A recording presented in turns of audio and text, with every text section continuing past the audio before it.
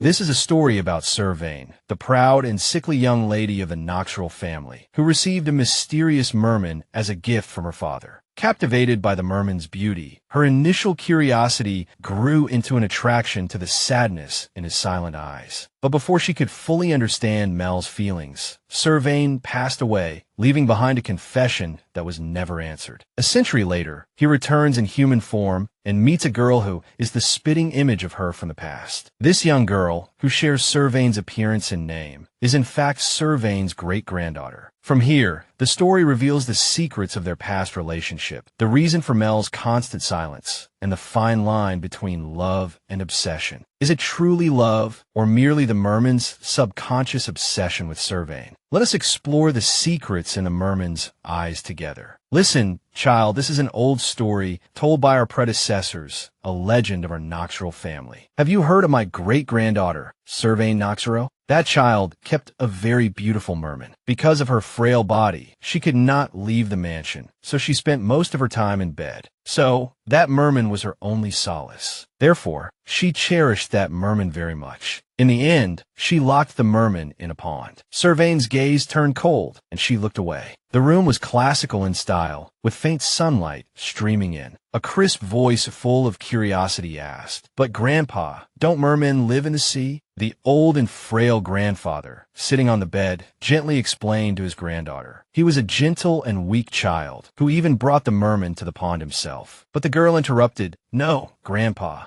The girl with coral-colored hair tilted her head and explained like a child, "Mermen live in salt water, but a pond is fresh water. To a merman, isn't this pond more like a prison?" Servaine shook her head in disagreement, her voice firm. "So from this perspective, it's not love, but obsession." Lahan, listening to his granddaughter, coughed a few times, covering his mouth to hide his embarrassment. He did not respond to her words. Lahan placed his hand on Servaine's coral-colored hair, stroking it gently, and sighed. "Alas, you look so much like that child." She buried her head in her grandfather's soft bed and replied in an obvious tone, "Yes, you say that every time I visit, at least 100 times by now." Lahan whispered, "So you are well aware." Servaine, fiddling with the corner of his blanket, said without any surprise, "That's why I have the same name as that person." Lahan continued to stroke his granddaughter's hair with an extremely gentle motion. "Servaine Noxirel, my great-grandfather has Alzheimer's, and every time he sees me, he tells me the story of the person named Noxirel in his memory." A crow perched on a withered branch outside the window, peering into the room. Servaine thought to herself, "It seems my great-grandfather really cared about that granddaughter." The black crow flapped its wings and flew away, scattering its feathers. She thought to herself, "A merman?" The crows returned to their nest, a distant, ancient mansion under the gloomy night, shrouded in an unprecedentedly eerie atmosphere. Servaine seemed not to believe her grandfather's story, telling herself, "It can't possibly exist." Servaine recalled, 10 years later, I came to the Noxirel mansion where my great-grandfather's granddaughter once lived. The scene was like a horror painting, with red-eyed crows standing outside the window in the heavy rain. Servaine shivered slightly at the thought. A slender hand caressed the staircase railing. She imagined, in an uninhabited mansion, all alone, I met the person whose name has been uttered for 100 years. A man's voice, with a hidden tremor, called out softly, "Servaine." Servaine continued to narrate. Even now, the man wore an unbuttoned white shirt, his open collar revealing his chest muscles and delicate features. He parted his lips, trying to confirm, "It is, isn't it?" His voice, like a bell, made Servaine feel the blood freeze in her veins. She stared blankly, her eyes trembling with fear. He was still confirming, "Is it really Servaine?" She found what she was seeing strange, and thought to herself, "I don't know if what my great-grandfather said is true," Servaine thought. Or perhaps this was a question for her respected grandfather, Lahan. "Grandpa, let's assume there really is a merman. You said they are mythical creatures with longer lifespans than humans. So where is that merman now?" Crows flew about, The moonlight was faint,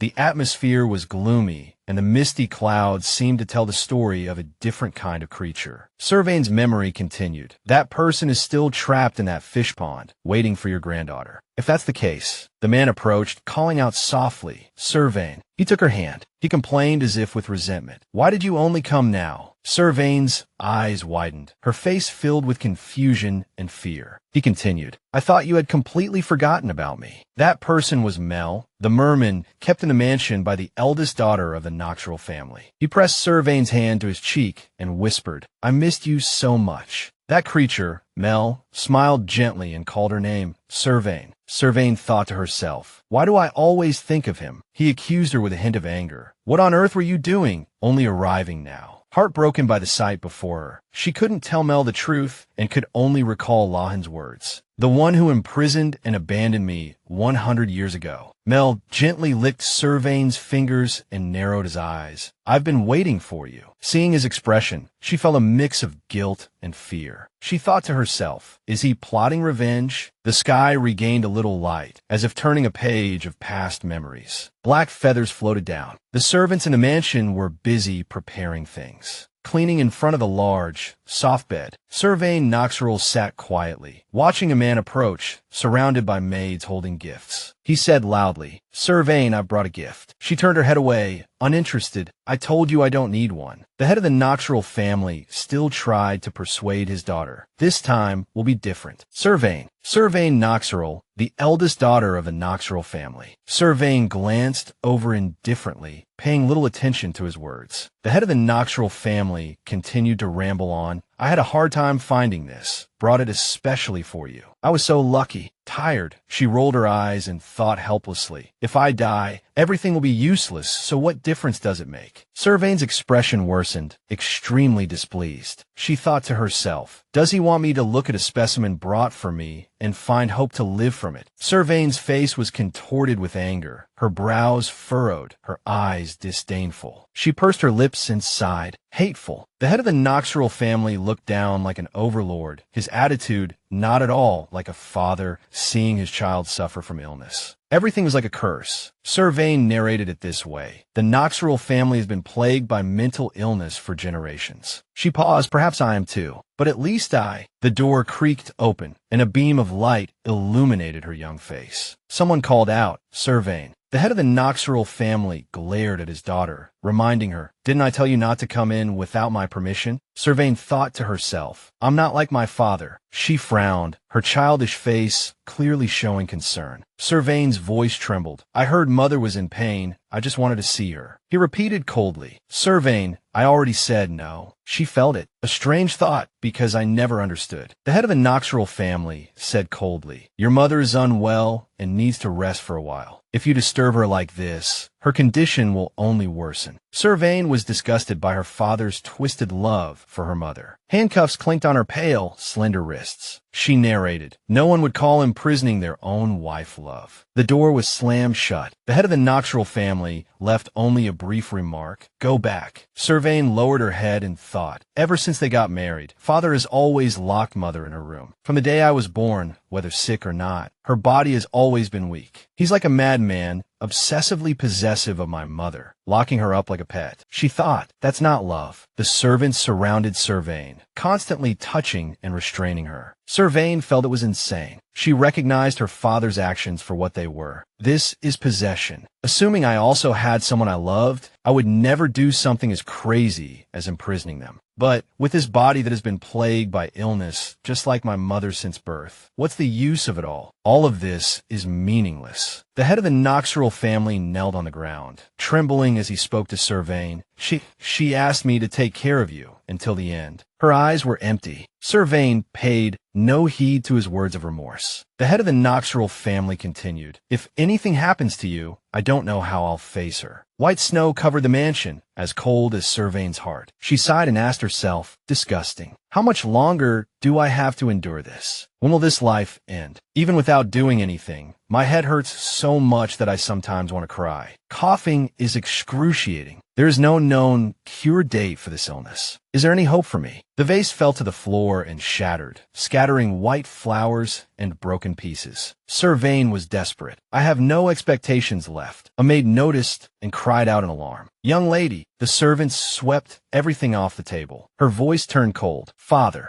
Her eyes were empty and indifferent. I've told you clearly, I don't need a gift. The head of the Noxirel family was still smiling. Behind a huge curtain, something was hidden. Servaine asked with disgust, "But what is this?" "It's like a cage." He moved aside, still not speaking. She stood up impatiently. "What on earth did you bring?" "Father." In the face of Servaine's anger, the head of the Noxirel family remained terrifyingly calm. He casually grabbed a corner of a cloth and said, "It wasn't easy to bring this. You've been looking forward to it, haven't you?" She closed her eyes and sat back down calmly.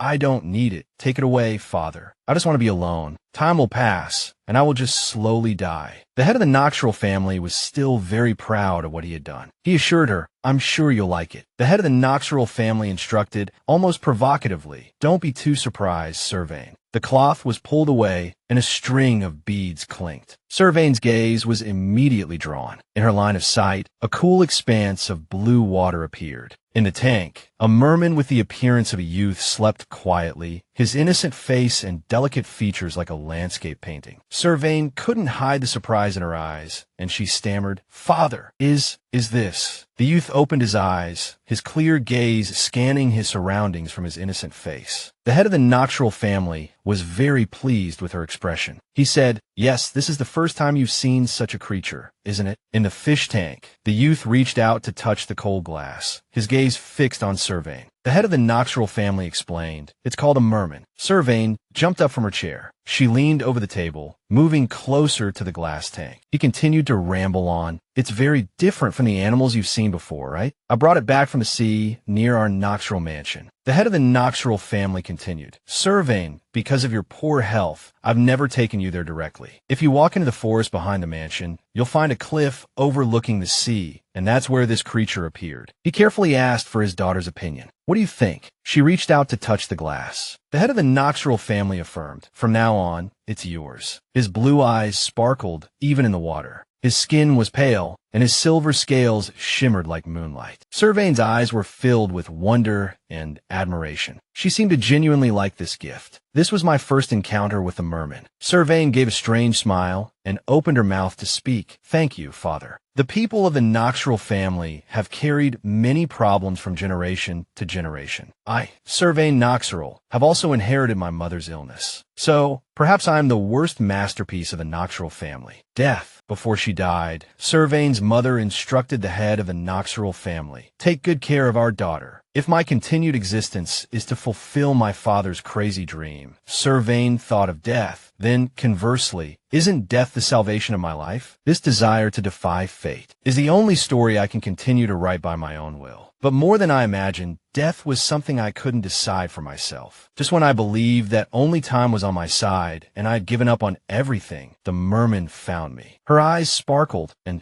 something changed in Servaine. From then on, my life, everything changed. Everything might have changed in some way. Light penetrated the canopy of trees, and the mansion seemed to turn a new, brighter page. Servaine approached, trying to understand the merman. "Hello, I'm Servaine Noxirel." The youth's fish tank was placed in the center of the room. She said, "Even in this situation, you..." The youth's shoulders trembled, clearly showing fear. Servaine continued to praise, "Are still very beautiful." She reached out, wanting to touch him, especially her eyes. Before his confused and fearful gaze, Servaine remained calm. "Those eyes are like my mother's." She touched the cold glass. "Seeing you reminds me of my late mother." Servaine's gaze suddenly turned cold. "Because my mother was an extremely unfortunate person." She turned around, looked at the blue bird on the table, and asked, "See this? This is called animal mummification." The bird was dead, or rather, it was just a carefully preserved shell, its eyes cold and stiff. Servaine explained nonchalantly, calmly, and strangely. People chemically treat dead animals beforehand to prevent them from oxidizing and decaying. The young merman suddenly slapped the glass. seemingly startled by her words. Servaine just smiled reassuringly. Don't misunderstand, I didn't do that. The person I call father gives me living things as gifts. Her eyes were cold, and her words were cold and ruthless. I said I didn't need it, so he had it mummified and displayed like that. She continued to narrate. My mother was my father's display piece. She was locked in a room, unable to do anything, and eventually died of illness. Averting her gaze, Servaine sneered indifferently. They call that love. How ridiculous. She turned away. You're from the sea, right? Servaine closed her eyes and said, because I can't leave this mansion, I've never seen the sea. Her eyes were filled with confusion and longing, sparkling. Servaine sighed. It must be beautiful, just like you. I imagine myself swimming in the sea, a place much larger than a pond. If I could recover and go there, I don't think I'd mind being swept away by the waves or sinking into the deep sea. But the cruel reality was that Servaine still had to live in the mansion with a body exhausted by illness. She said, in any case, that must be better than being imprisoned in a mansion, right? The shoes clicked. Servaine pleaded, hey, tell me your story quickly. Her voice gradually became suspicious.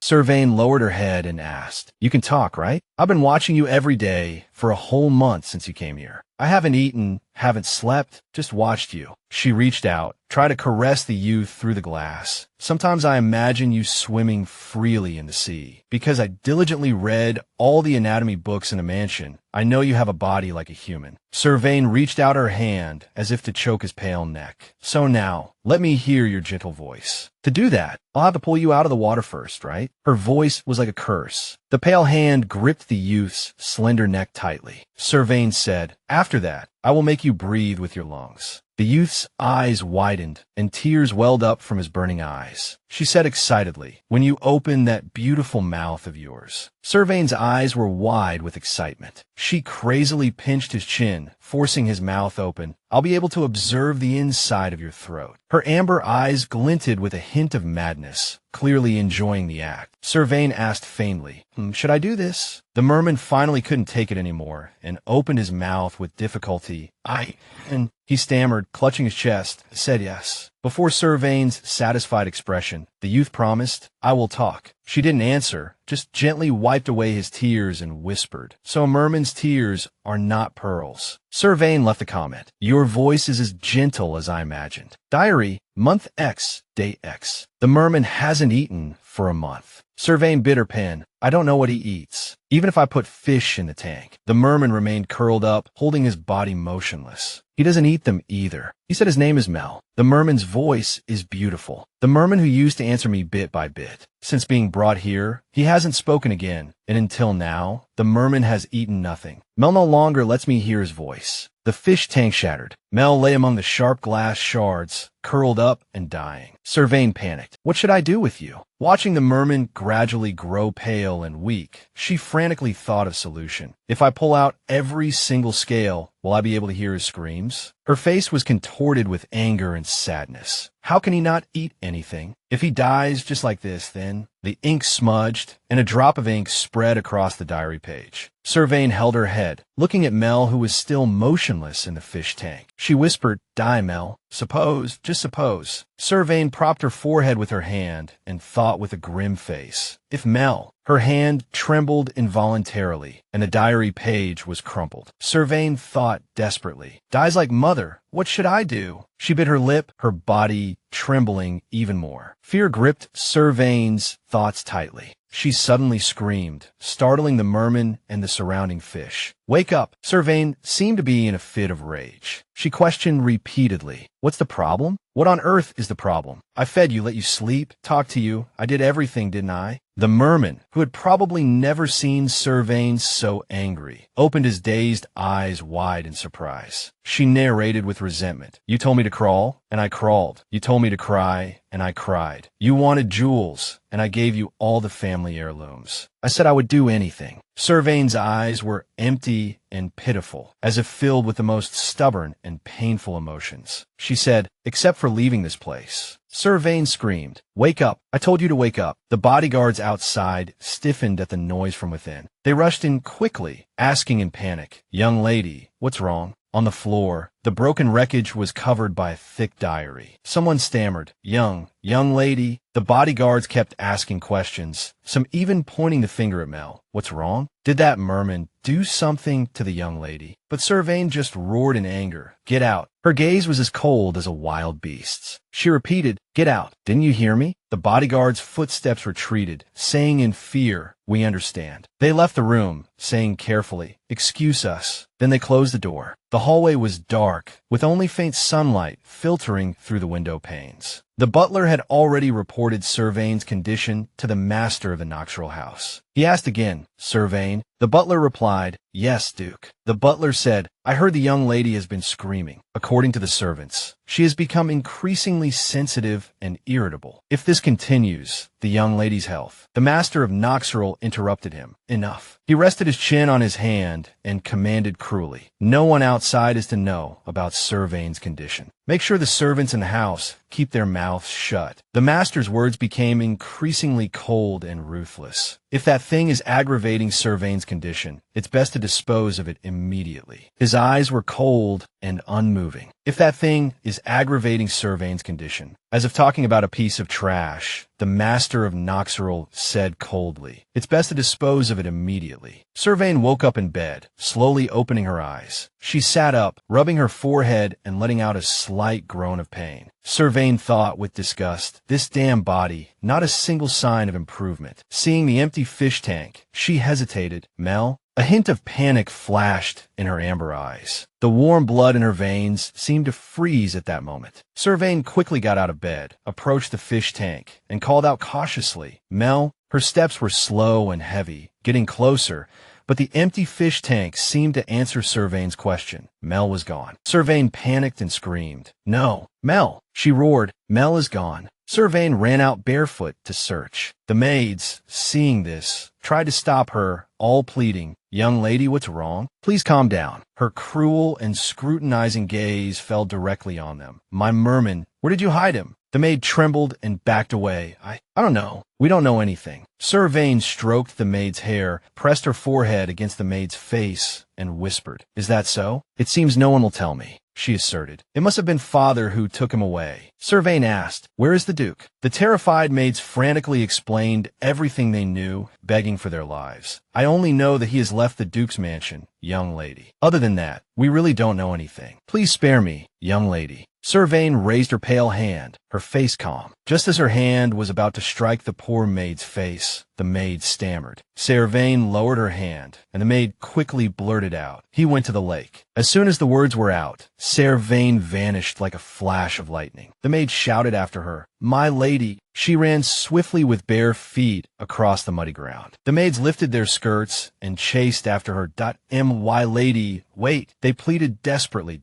If you fall while running like this, it'll be a big problem. Miss Servaine didn't look back, only focused on running towards the lakeshore. The dazzling sunlight pierced through the leaves, where Lord Noxirel stood, gazing at the sun. When he saw his daughter, he froze. Behind him, the swords of two knights were pressed against Mel's throat. The poor young Merman. He called out worriedly, Servaine. But Servaine's gaze was locked on the Merman, who was struggling to breathe, her eyes wide with shock. The Merman's eyes were filled with tears. He was weak, his eyes were red, and he stammered out, Master? Lord Noxirel questioned Servaine. Why are you here? But Servaine paid him little heed, rushing past him towards the Merman. Seeing his daughter approach the knights, the Lord commanded, sheathe your swords. The knights looked troubled. My lady, this matter. His Grace the Duke. Servaine threatened without hesitation. Sheathe your swords before I slit my wrists. The knights quickly sheathed their swords. She knelt down and grabbed the Merman's shoulders. Lord Noxirel said worriedly, Servaine, go inside at once. But Servaine ignored him, embracing the trembling Mel. He coldly stated the cruel truth, because that Merman is to be disposed of today. Servaine replied, as if in a dream, Father, you're the one who gave me this Merman. Lord Noxirel tried to justify himself, but your health has been getting worse. If you don't want me to kill this Merman, I will spare him. But she cut him off. Now, Servaine said coldly and indignantly, Father, are you trying to steal my possession? She spoke ruthless words. Because of Mother, the one you once loved, you had no choice. But if anyone else covets my Merman, I will gouge out all their eyes. Lord Noxirel, helpless, could only shout his daughter's name, Servaine. But Servaine just threatened coldly. If any human touches him, I will cut off their hands. If anyone speaks of selling Mel, I will cut out their tongues. This time, I will absolutely not let him be taken away. She was frantic because this is my Merman. Lord Noxirel, Servaine Noxirel's father, roared in anger. Servaine paid no mind. She looked at him coldly, saying that if anyone were to steal Mel, her eyes filled with killing intent, but her lips curved into a smile as she threatened. I will curse them to the ends of the earth until death. In the forest, the clear blue lake water rippled gently. Butterflies danced among the flowers, and Servaine's voice was heard. "Are you all right, Mel?" Mel answered softly. "What?" She explained. "I was talking about this lake. Didn't you come from the sea?" He turned away, completely soaked. Mel lowered his head, his voice trembling as he said, "What does it matter?" Servaine sat on the shore, hugging her knees with her face resting on them, her eyes gazing at him, and said, "Let's go back to the fish tank. The lake water is not good for your health." Mel's hand trembled as he clutched a clump of grass on the bank, saying, "What difference does it make if I stay there?" Servaine reached out and gently caressed his tear-stained face, thinking, if it were before a face full of tears, a desperate expression would only be beautiful and nothing more. But it's strange, as she slowly wiped away Mel's tears, his current appearance makes my heart ache, full of remorse, yet so beautiful. Servaine gently lifted his face. She couldn't help but think, I hope he only looks at me and never lets go. Perhaps he can understand. But Mel looked at her approaching face and blushed. Servaine placed a light kiss on his beautiful eyes. At that moment, she thought, I'm starting to find you very lovely. At night, in a certain room, an oil lamp illuminated some text. Servaine's thoughts surfaced again. That was a rash action, an impulsive thought. Lovely? Who would imprison the one they love in a lake? These feelings, I know their source. This is nothing but the greed of possession. The next morning, at the Noxirel family residence. Before leaving the lake, I once again said we should return to the residence together, but Mel decided to stay in the lake. I promised Mel I would visit him every day and then return to the residence. Servaine sat upright on her bed with a calm expression and asked Daphne in a low voice. Not yet, she thought. Several days have passed, and I still haven't been able to see Mel. Daphne, flustered and afraid, bowed respectfully and replied, Yes, my lady. If you leave now, we will all really be dismissed. Just a little longer. Servaine cut her off before Daphne could finish. All right, I know. Her face was flushed and beaded with sweat, her hands trembling as she struggled to clench them. Servaine's whole body was shaking, and she looked at her hands, starting to worry. I promised to go see Mel, but can I go to the lake in my current condition? It seems I'm getting weaker by the moment. Servaine turned to Daphne and asked, Can you read? Daphne stammered in confusion.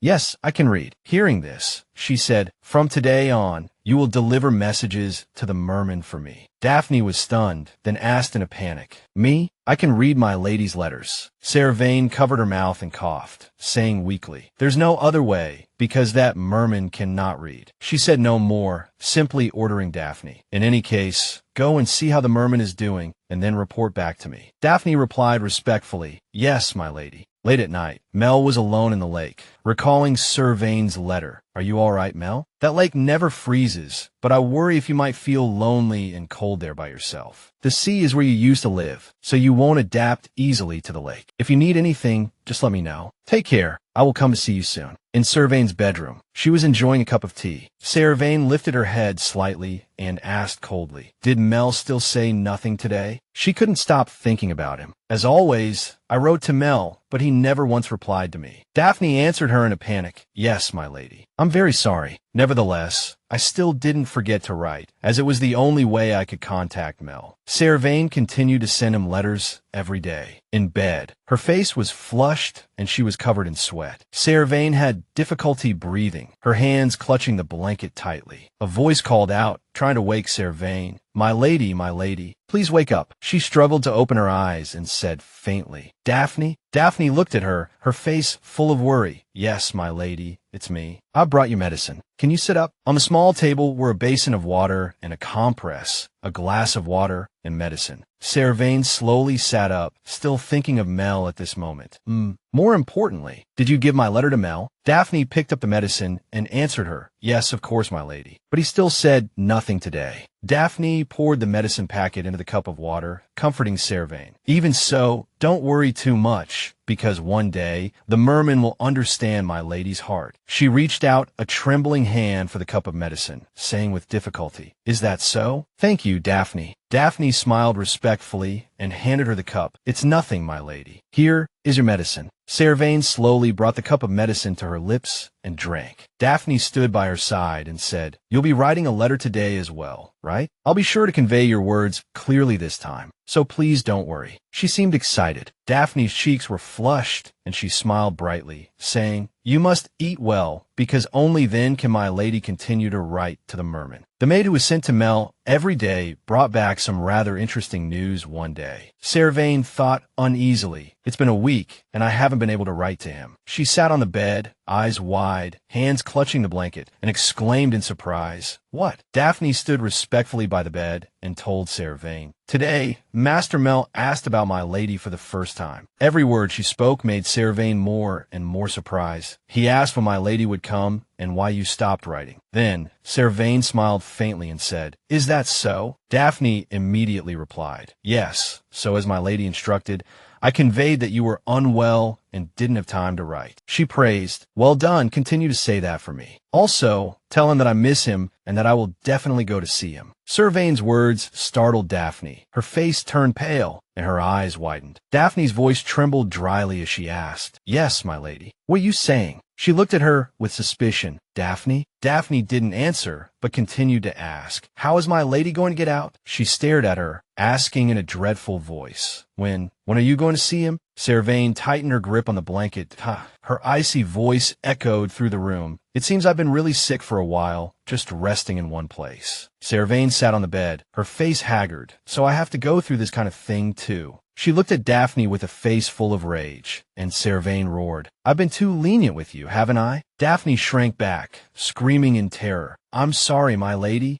Ignoring Daphne's words, Servaine said slowly, you're fired. Get out of the residence. Daphne fell to her knees, pleading, I only did it because I was too anxious. She remained unmoved, saying coldly, get out. Daphne knelt on the floor, trembling and tearful. I was out of my mind. From now on, it will never happen again. I will do better, she said, crying. Please, just this once, forgive me, my lady. Servaine sat calmly on the bed, listening to Daphne's pleas. I have many younger siblings, they're still so young, so, my lady, I'm begging you, please. Hearing this, Servaine's hand suddenly relaxed. Servaine said, I'll let you off just this once. Daphne looked up, her face beaming with joy, and said, yes, of course. Thank you, my lady. She looked at Daphne kneeling on the floor and said, now, go do what you're supposed to do. I don't need to say any more, do I? Servaine's warning voice sounded. Remember, Daphne, there won't be a second chance. She closed her eyes and lay down on the bed. Suddenly, a soft voice whispered, is she asleep today? Master Mel is as beautiful as ever today. On the table, the medicine and water were untouched. Servaine lay motionless with her eyes closed, seemingly fast asleep. If I could possess Master Mel, I think I could do anything. The person approached her bed, placing a hand on it, and said, today, Master Mel asked when he could be taken to the sea. Daphne's terrifying face drew close to Servaine's, her eyes filled with killing intent. Daphne said maniacally, so I replied that if my lady dies, I will take him. She got closer and closer to Servaine. Finally, I can keep my promise. Outside, a flock of black crows circled endlessly above the residence. A crow flew towards the window of Servaine's bedroom, then landed on a nearby, snow-covered branch. In Servaine's room, everything was covered with white cloths, and candles were scattered on the floor. A hand gently pulled back the curtain, and she slowly stepped down. Servaine's face was pale and annoyed. She frowned and said, what is all this? She looked at the room covered in white cloths, with burning candles on the floor. Servaine scoffed.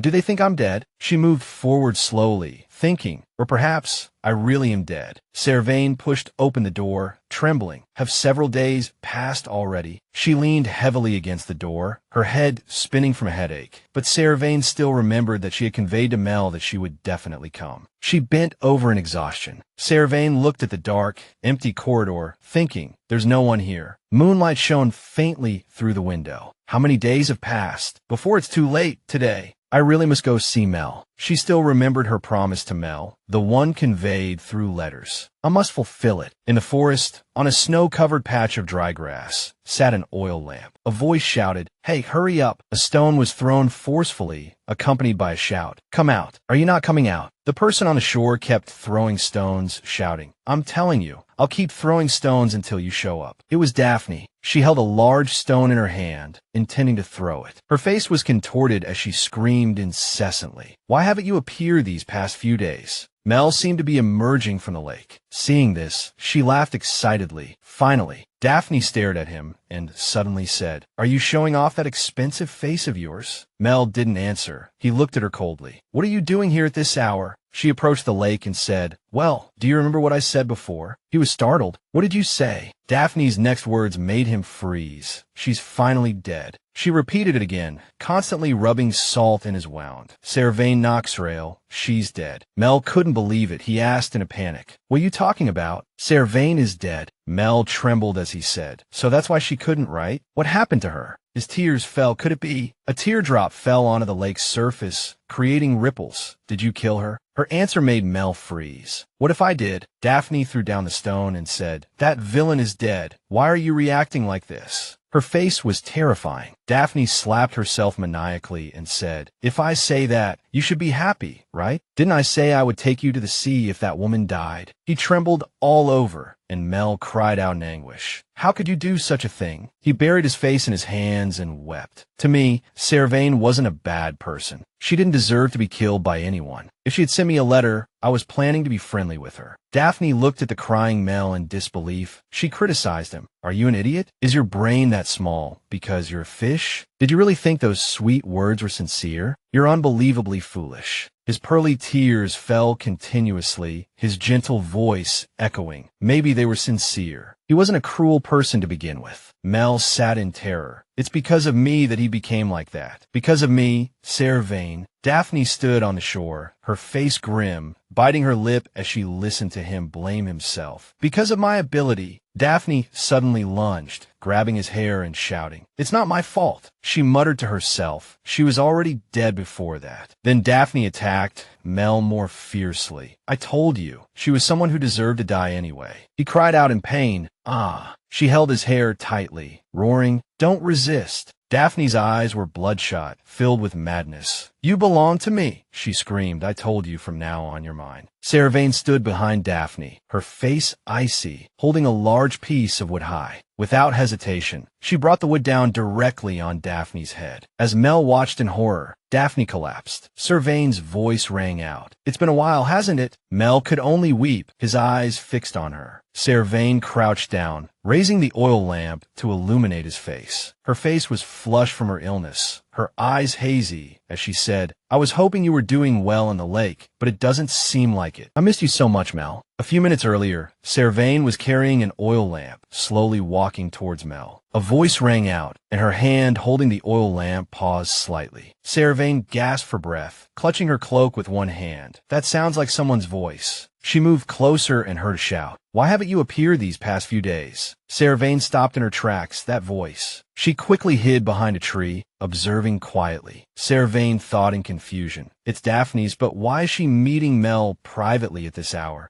Then she watched as Mel slowly emerged from the lake. Servaine watched him speak to Daphne. "What are you doing here at this hour?" Upon hearing Mel's voice, her whole body stiffened, her hand gripping her cloak tightly, her lips sealed, not daring to breathe loudly. Servaine smiled faintly. "That voice. I haven't heard it in so long." The frantic thoughts flooded her mind again. "I should have locked him in the fish tank, dead or alive." Servaine imagined Mel bound by countless iron chains, making it impossible for him to escape. These mad thoughts wouldn't stop. "If he is to die, he must die before me. That way, no one but me will ever hear his voice again." Servaine Noxirel, she's dead. Daphne's scream cut through Servaine's thoughts. She stood behind the tree, silently watching him weep. Servaine thought with a heavy heart. As I thought, she slowly stepped out from behind the tree. Servaine wanted to hear Mel's answer. Do you, like her, wish I were dead? What are you talking about? Servaine is dead, his voice rang out. She tightened her grip on the oil lamp in her hand. Mel's questioning voice sounded. Did you kill her? How could you do such a thing? She didn't deserve to be killed by anyone. Servaine listened to his words, her eyes widening in surprise. Mel buried his face in his hands and wept. If she had sent me a letter, I was planning to be friendly with her. His tears felt as if they were dripping into her heart. Servaine's heart was now in turmoil. What have I done to you for you to be like this to me? On Mel's side, he kept blaming himself. It's because of me that he became like that. Because of me, Servaine. The sounds of hitting, cursing, and Mel's pain screams rang out. I told you. She was someone who deserved to die anyway. Ugh, don't resist. Servaine's face was filled with worry, and she caught sight of a large piece of wood. She immediately picked up the wood, and then Servaine quietly approached Daphne. Mel looked at her in surprise. She swung the piece of wood, striking Daphne hard on the head. He watched in horror as she collapsed. Servaine spoke first. I was hoping you were doing well in the lake. Then she sat down gently and said to Mel, but it doesn't seem like it. I missed you so much, Mel. Servaine placed the lamp on the ground. He looked at the unconscious Daphne under the tree and asked, what are you going to do with her? Mel continued, Daphne wasn't like this originally. From the first time we met, she was very kind to me. Before he could finish, she cut him off. Are you defending her? He said softly, I have no choice. Servaine stood up, her face grim, her voice icy. What? Tell me. Mel lowered his head, not daring to look at her. Because I have the ability to charm others. Servaine looked at him with a furious expression. Are you saying you charmed my maid and made things turn out this way? Are you kidding me? Mel clasped his hands, trembling as he replied, I know it's hard to believe, but it's true. So it's my fault she became like that. Her words made him freeze. In a situation like this, you're still worried about that maid? Mel looked at Servaine, choking back sobs as he explained, neither Daphne nor I wanted this. Because I'm not yet an adult, I haven't learned to control my ability. So, Servaine, the cold night wind blew past her. Servaine remained silent.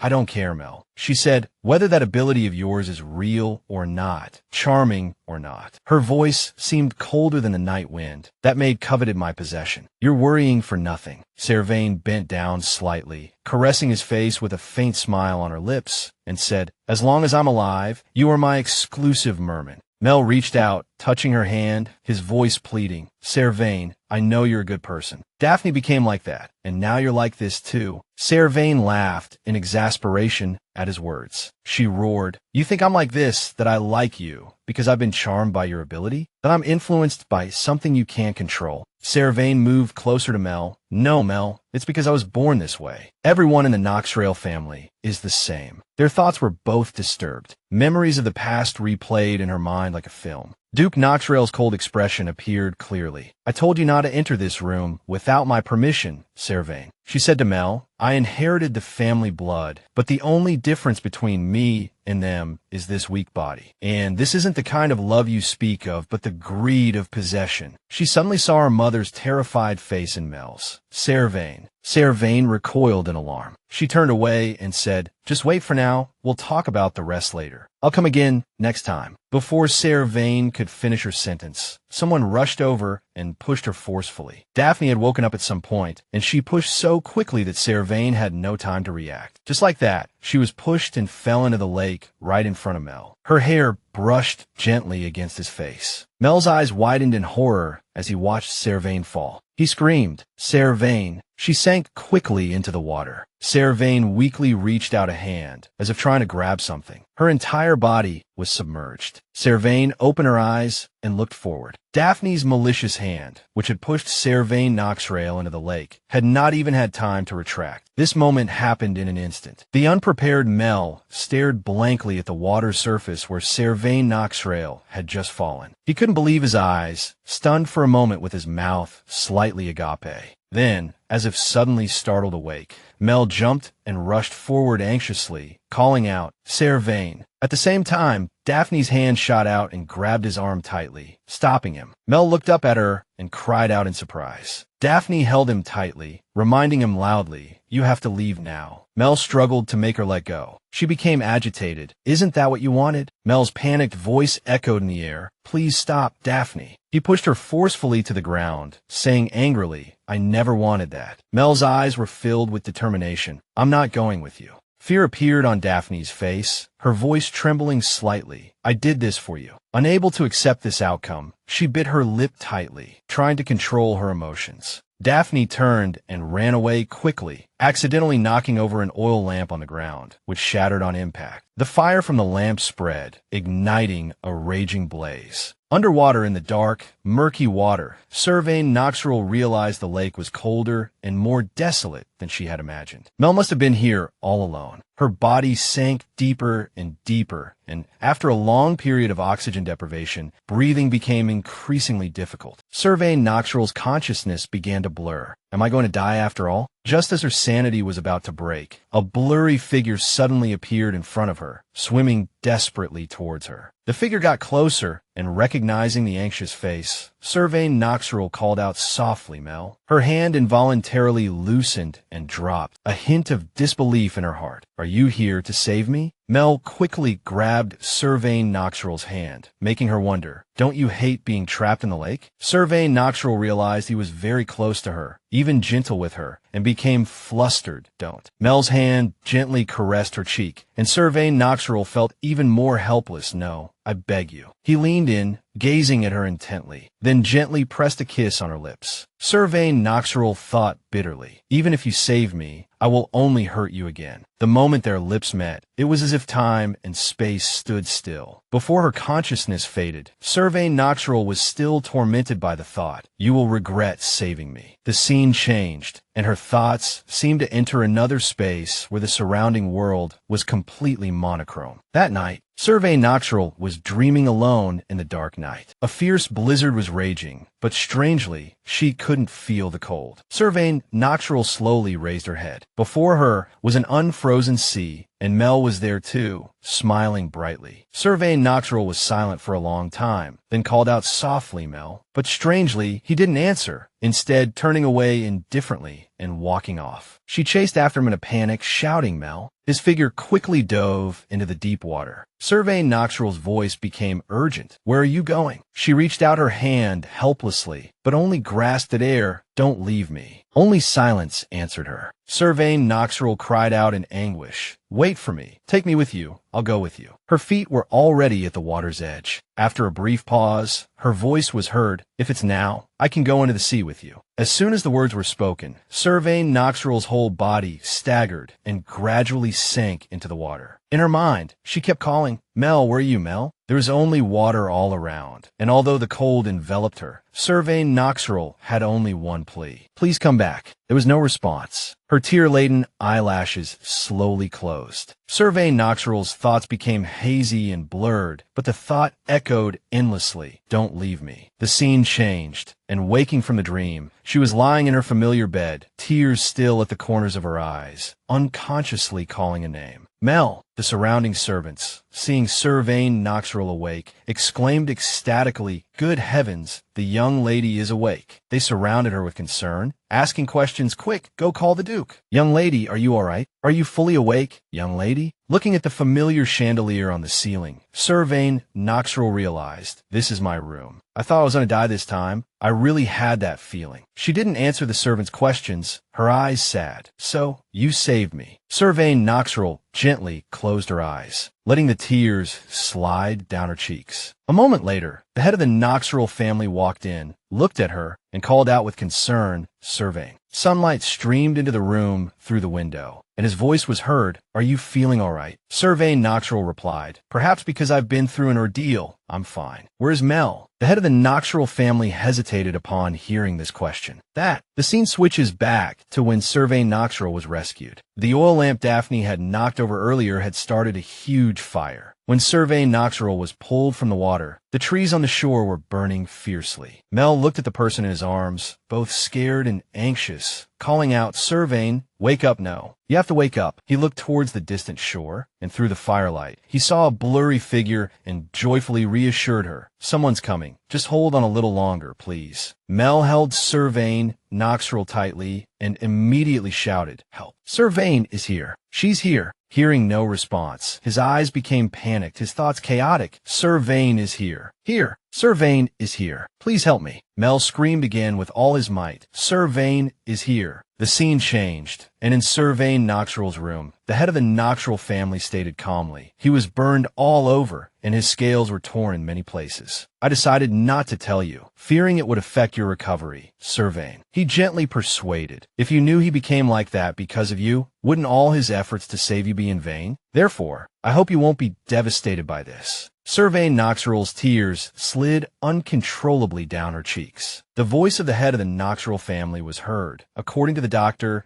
he has lost his voice." Instantly, her face turned pale, her lips white, and her eyes widened in panic, an unspeakable discomfort in her heart. The sentence echoed in Servaine Noxirel's mind. Perhaps for the rest of his life, that thing will never make a sound again. She stood in front of a huge water tank, looking at Mel's eyes through the glass, and then spoke. "I heard the forest fire has been extinguished, but if you want to go to the lake, you'll have to wait a while longer." The wounds on his body had been carefully bandaged. He listened quietly. Servaine Noxirel continued, "To treat you, I had no choice but to bring you to this water tank." She approached with a dejected expression, placing her hand on the glass, as if wanting to touch the person inside, and stammered. "And Mel's once beautiful silver blue tail no longer shines, gradually becoming dull and lackluster." Servaine Noxirel thought in anguish. "Because of me, even if I survive, it's meaningless because this body and spirit are now like an empty shell. He must regret it deeply, wishing he had just let me die. Why save the person who imprisoned him in the lake?" Servaine Noxirel silently immersed herself in these negative thoughts. "Yes, surely now," she thought dejectedly, looking at Mel's face. "He regrets saving me." The more she thought about it, the more helpless she felt. Servaine Noxirel unconsciously bit her lip tightly. The two looked at each other through the glass. She hesitated before speaking. "Do you know your current situation?" Servaine Noxirel's hand gripped her skirt tightly, and she continued, "They say you won't be able to speak for the rest of your life. Maybe I'm the one who regrets it. It seems you consider life to be very important." Servaine Noxirel recalled the words they had exchanged before. "Daphne's complete change is my fault. But is there respect for life in the human world? In this world, your life is the most humble." She then thought, "I said such trash to the person who saved me." When he heard her say, "Who do you think you can save?" Mel's expression became panicked. Looking at her own reflection in his beautiful eyes, Servaine Noxirel thought, "Maybe now you'll be more afraid of me, but that's exactly what I want." She put on the facade of a villain, thinking, "Even if I have to do this." Then she sneered, "What? You regret it now? Humans treat you cruelly, yet you are kind to them. Isn't that meaningless?" Servaine Noxirel thought, "If you hadn't harmed your own body to save someone." She asked softly, "If the person who caught you wasn't me, what would you be like?" A thought surfaced in Servaine Noxirel's mind, answering her own question. "Then you would be able to say so much more." Looking at the decorative pattern above, her voice was heard at that time, unable to speak.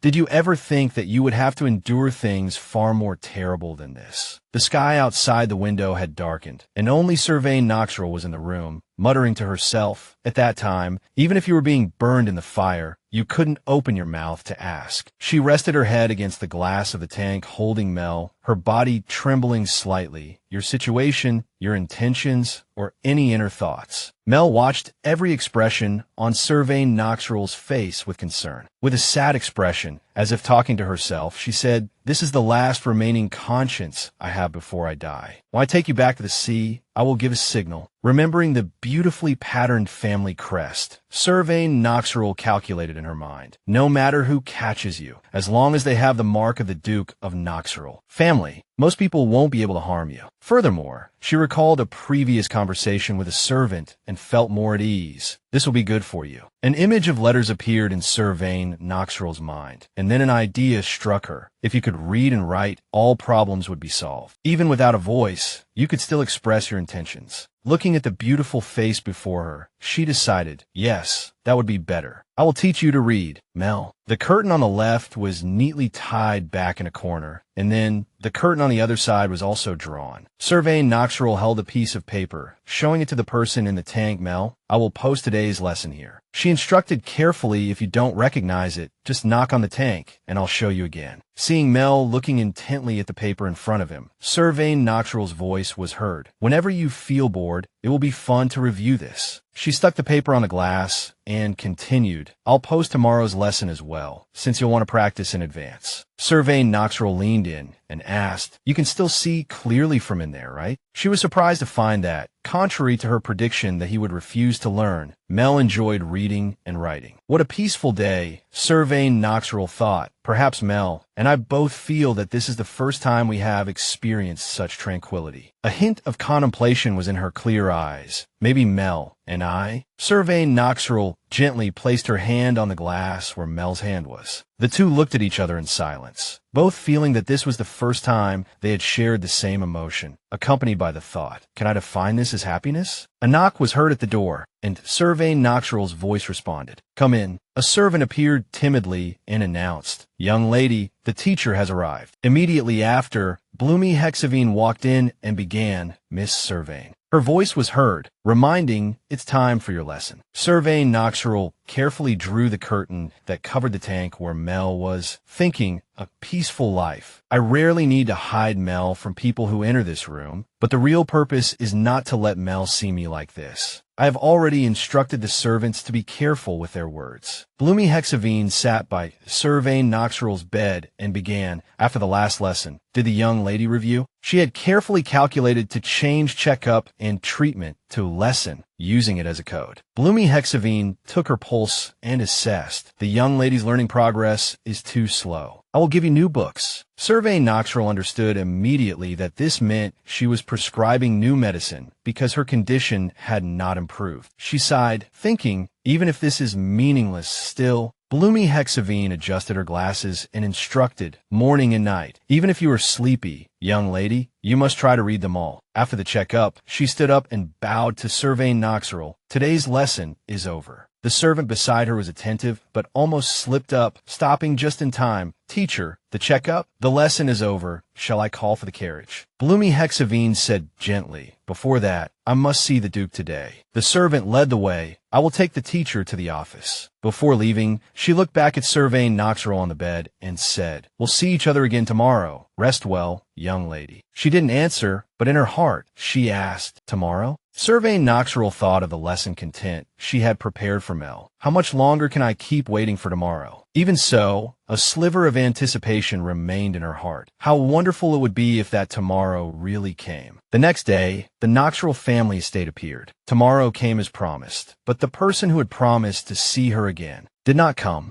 Seeing Bloomy Hexavine outside the main gate, Servaine Noxirel knew clearly. After receiving the report on my condition, my father dismissed the attending physician. Since then, the doctors have been changed every 3 days. She closed her eyes to rest, her mind echoing with the condition assessments coded as lessons. You must study a little more, young lady. Although there are many kinds of books, you must read them all. This is a new book being introduced this time. Servaine Noxirel felt that the pain had not subsided and her physical condition was also deteriorating. Maybe this is just a false happiness. She thought of Mel, thinking, I used the excuse that I wouldn't live long to keep Mel in the tank because maybe Mel thinks the same way I do. Servaine Noxirel comforted herself. However, this feeling is something I have never experienced in my life, and only this emotion has not changed. She gently pulled back the curtain covering the tank and said cheerfully, Hello, Mel. Have you reviewed your lesson? She wondered, can I hold on to this happiness for just a little longer? Servaine Noxirel didn't dare to face Mel for long and quickly turned her back to him, asking softly, so you know what today's vocabulary will be, right? She made up her mind, even if I must atone for all my sins. Afterward, Servaine Noxirel's voice was heard. Today we will learn family. And in her heart, she was praying a little more, just a little more. In the distance, the Noxirel family estate stood majestically on a vast land. Servaine Noxirel and Mel studied together quietly, separated by a pane of glass. The fins behind his ears shimmered, emitting a beautiful light. Suddenly, Servaine Noxirel called out softly, Mel. She was curious, then asked hesitantly, Mel, do you have a family too? He reached out and wrote on the glass. Seeing his action, Servaine Noxirel couldn't help but be surprised. Following the strokes Mel wrote, she wasn't quite sure, so she asked again, C, are you writing C? Servaine Noxirel was puzzled. Why? The sea is your family? In the sea? She was about to guess a different answer, if not. Then it dawned on her. Are you saying your family is the sea? Mel smiled brightly, his eyes filled with joy. Servaine Noxirel paused slightly. This is the first time I've seen Mel with such an expression. She focused on the book in her hand, but her heart was sad. He must love the sea very much, and I have taken Mel's family away from him. She thought, one day I will take him back to the sea, but for now. Suddenly, Servaine Noxirel noticed a small, sparkling object in the tank, and her eyes became panicked. Mel, you... Servaine Noxirel pressed against the glass to get a better look, then cried out in alarm. What is that? Aren't those your scales? Since when did you become like this? Huh? Where does it hurt? Looking at Mel's tail, which had turned gray, she thought with concern. They said the women by the lake had all received treatment before. Then why? Her hand clenched involuntarily. Servaine Noxirel blurted out, could it be? She observed carefully, considering a possibility. It's because of the water tank. Servaine Noxirel felt a sense of dread. That's right, before in the water tank, your condition also gradually worsened. She thought self-reproachfully, I was only thinking about my own pain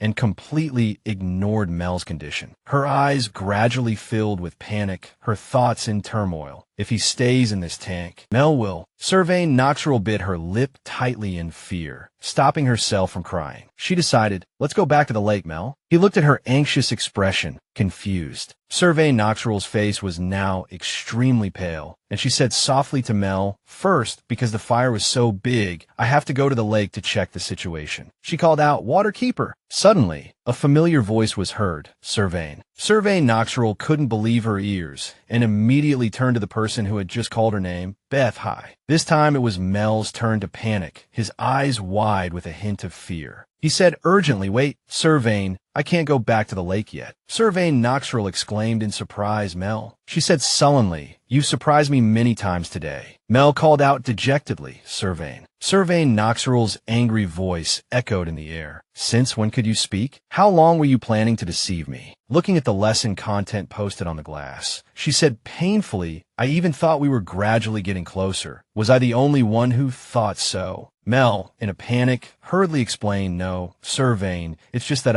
Servaine Noxirel cut him off with a scream. I don't want to hear it. She said desperately, how can I be sure that what you're saying now isn't a lie? Mel called out frantically, Servaine. Servaine Noxirel ignored his words, grabbing the curtain, her hand clenching involuntarily. She said decisively, I need time to clear my head. See you tomorrow, Mel. The curtain was quickly drawn by Servaine Noxirel, hiding Mel's anxious face. He called out to her in vain, Servaine. Servaine Noxirel tried hard to control her emotions and turned to leave sadly. The scene changed. A pocket watch showed the time was 3:15. Bloomy Hexavine appeared blurrily in her vision. Seeing the movement, she turned her head and said happily, you're finally awake, young lady. Servaine Noxirel's weak voice was heard. Bloomy Hexavine observed for a moment, then gently suggested, can you sit up? Then she gently helped Servaine Noxirel lean against the headboard, saying, if you take the medicine, the pain will ease for a while. Servaine Noxirel, who had just barely stabilized,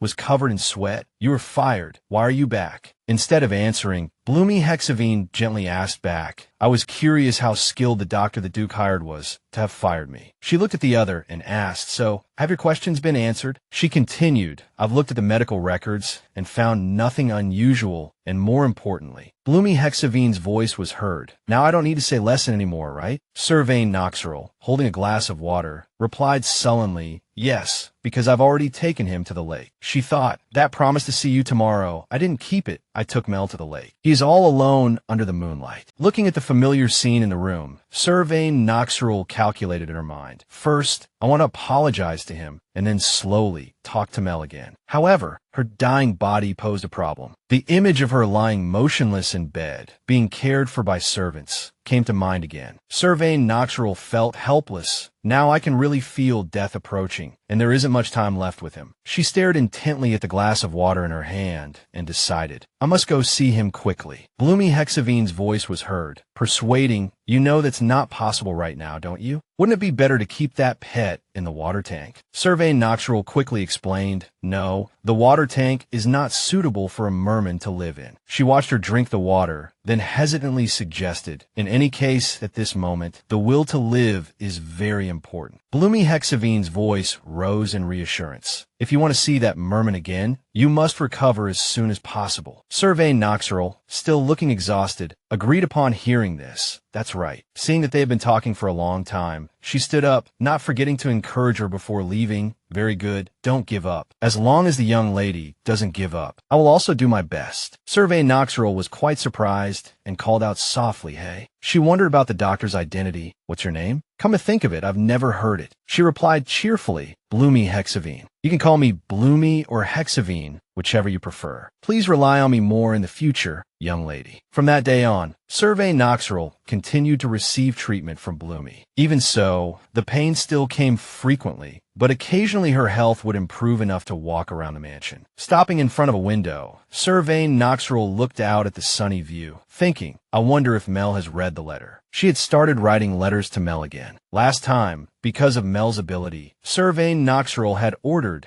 that only male servants deliver the letters. But a guard reported to her, I was told that at midnight, the knights found someone running towards the lake and stopped them. Servaine Noxirel realized, it seems Mel's charming ability is not related to gender. As she waited for the day she could see Mel again, she couldn't help but worry. The scene changed, and a well-dressed man appeared at the grand gate of the Noxirel family castle. The servant who greeted him was also very respectful. This man was none other than Rahan Noxirel. The uncle who had left the mansion 2 years ago had returned. Steam rose from the hot tea on the table as his voice rang out. Servaine, you've grown much thinner since we last met. Across from her, Rahan Noxirel looked at Servaine Noxirel with concern. Your illness hasn't improved, has it? Is it all right for you to be out like this? She replied softly, it's fine to come out once in a while. His expression seemed somewhat displeased.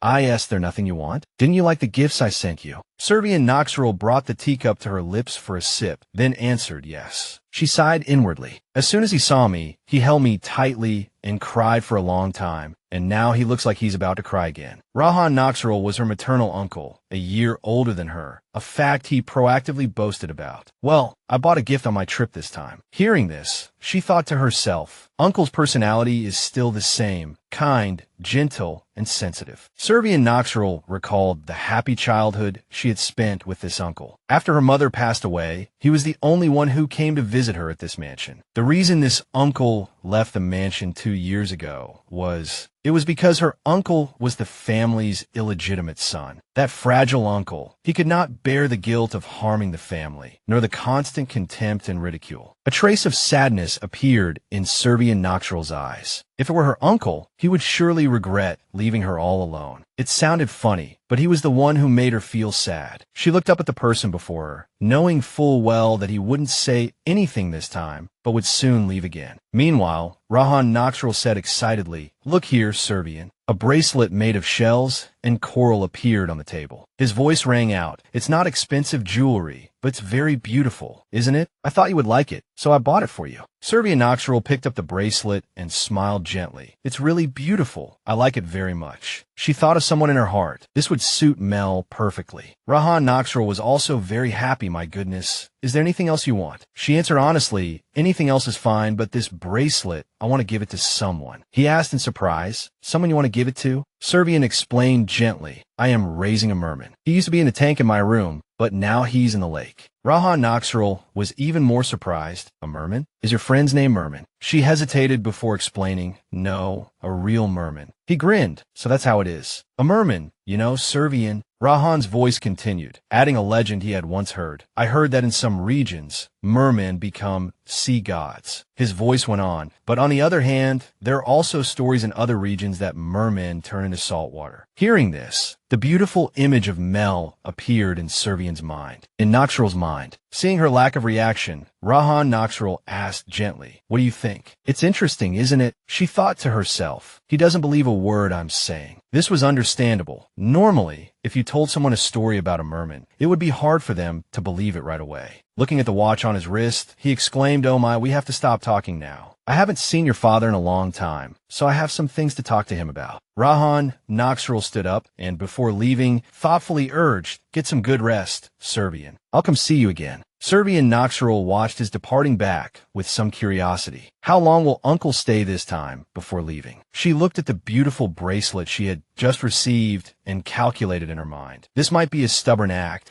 but if I send this to Mel through a servant, perhaps he will gradually accept my apology. I know this idea is cowardly, but if I can mend my relationship with Mel this way. That night, Servaine Noxirel couldn't sleep, holding the bracelet her uncle had given her, made of shells and clams from the deep blue sea. She suddenly thought of his world, a world she had never seen. Not just this bracelet, if she could. Servaine Noxirel wanted to give him everything she had. This mansion, her status, her family, everything she possessed, whether he needed it or not. Servaine Noxirel suddenly heard the sound of an argument. The situation is very serious now, don't you know? From a slightly ajar door of a nearby room came the voice of the head of the Noxirel family. "Servaine, you are worrying too much. I know the situation in the capital is tense, but in reality, no one can touch the ducal family." Servaine's voice replied. Servaine Noxirel's footsteps quietly drew closer as she wondered to herself, "Isn't that the sound of uncle and father? The royal situation is tense. What are they talking about?" The voice of the head of the Noxirel family continued. "As you said, it is a well-known fact that the Noxirel family stand with the royal family. But according to your hypothesis, if the rebels attack the ducal family..." Outside the door, she clearly heard her father's firm intention. "I cannot send Servaine away." He reminded him sternly, "Have you forgotten that child is the heir to the family?" Servaine Noxirel retorted emotionally, "If that's the case, are you the only one left? Why must that frail and sickly child be the heir?" Hearing his voice suddenly tremble, tears fell from Servaine Noxirel's eyes. "You were the one who abandoned her first. I know I have no right, but how can such a fragile child..." Her father roared, "Servaine." He wasn't hiding it anymore. Uncle must have realized it. Outside, Servaine Noxirel noticed her father's voice turn heavy. "There is no hope for Servaine anymore," he said with a catch in his voice. "Perhaps she won't live past this month." Her eyes suddenly widened, but her pupils contracted in fear. Only the voice of the head of the Noxirel family echoed in the room. "I have summoned all the famous doctors and tried every possible method. I brought the doctor here for emergencies, not expecting any change. From your perspective, you would find it regrettable, but nothing will change." Servaine Noxirel froze outside the door as her father's voice continued. "She will die soon anyway. As the heir to the ducal family, considering a glorious death is the only option left for that child." Servaine's voice trembled. "So you gave up from the very beginning." He choked up, pausing several times before finishing the sentence. "After the madam passed away, even just once, that child." Servaine Noxirel's weak body slid to the floor, her head buried in her knees as she thought in anguish. "I don't want to hear their conversation anymore. I have already imagined my own end to the point of being tired of it. I thought if it came early, it would be 3 years that I could at least get through this winter." Recalling the happy times with Mel, she felt a bitterness. "I thought I could welcome the spring with him." Tears flowed uncontrollably like the rain outside. Heavy snow was falling. Servaine Noxirel decided, "If I have less than a month left in this life, I know what I must do now. I must take him back to his world, back to his family and his home, back to the sea." Through the leaves, the sky above was desolate, and a chilling silence enveloped the space. A hand reached out to catch a snowflake. Mel observed it carefully, then exclaimed with concern, "It seems the lake water can't freeze." His eyes suddenly twitched slightly, as if he had discovered something unexpected. Seeing Servaine Noxirel running towards him, Mel called out, "Servaine," she said happily. "Hello, Mel. It's been a while, hasn't it?" Servaine Noxirel stood hesitating on the shore. "Mel, have you been well during this time?" Mel, somewhat displeased, questioned softly, "You sent me to the lake without a word and couldn't even be bothered to send a single letter. What are you doing here now?" She lowered her eyes and explained sadly, "I'm sorry. I wanted to come sooner, but my health didn't allow it during the harsh winter." Servaine Noxirel's voice rang out. "Did you read the letter I sent you?" Mel's voice replied, "No." She sat down by the lake. She was disappointed. "Is that so?" Servaine Noxirel's eyes stared straight ahead.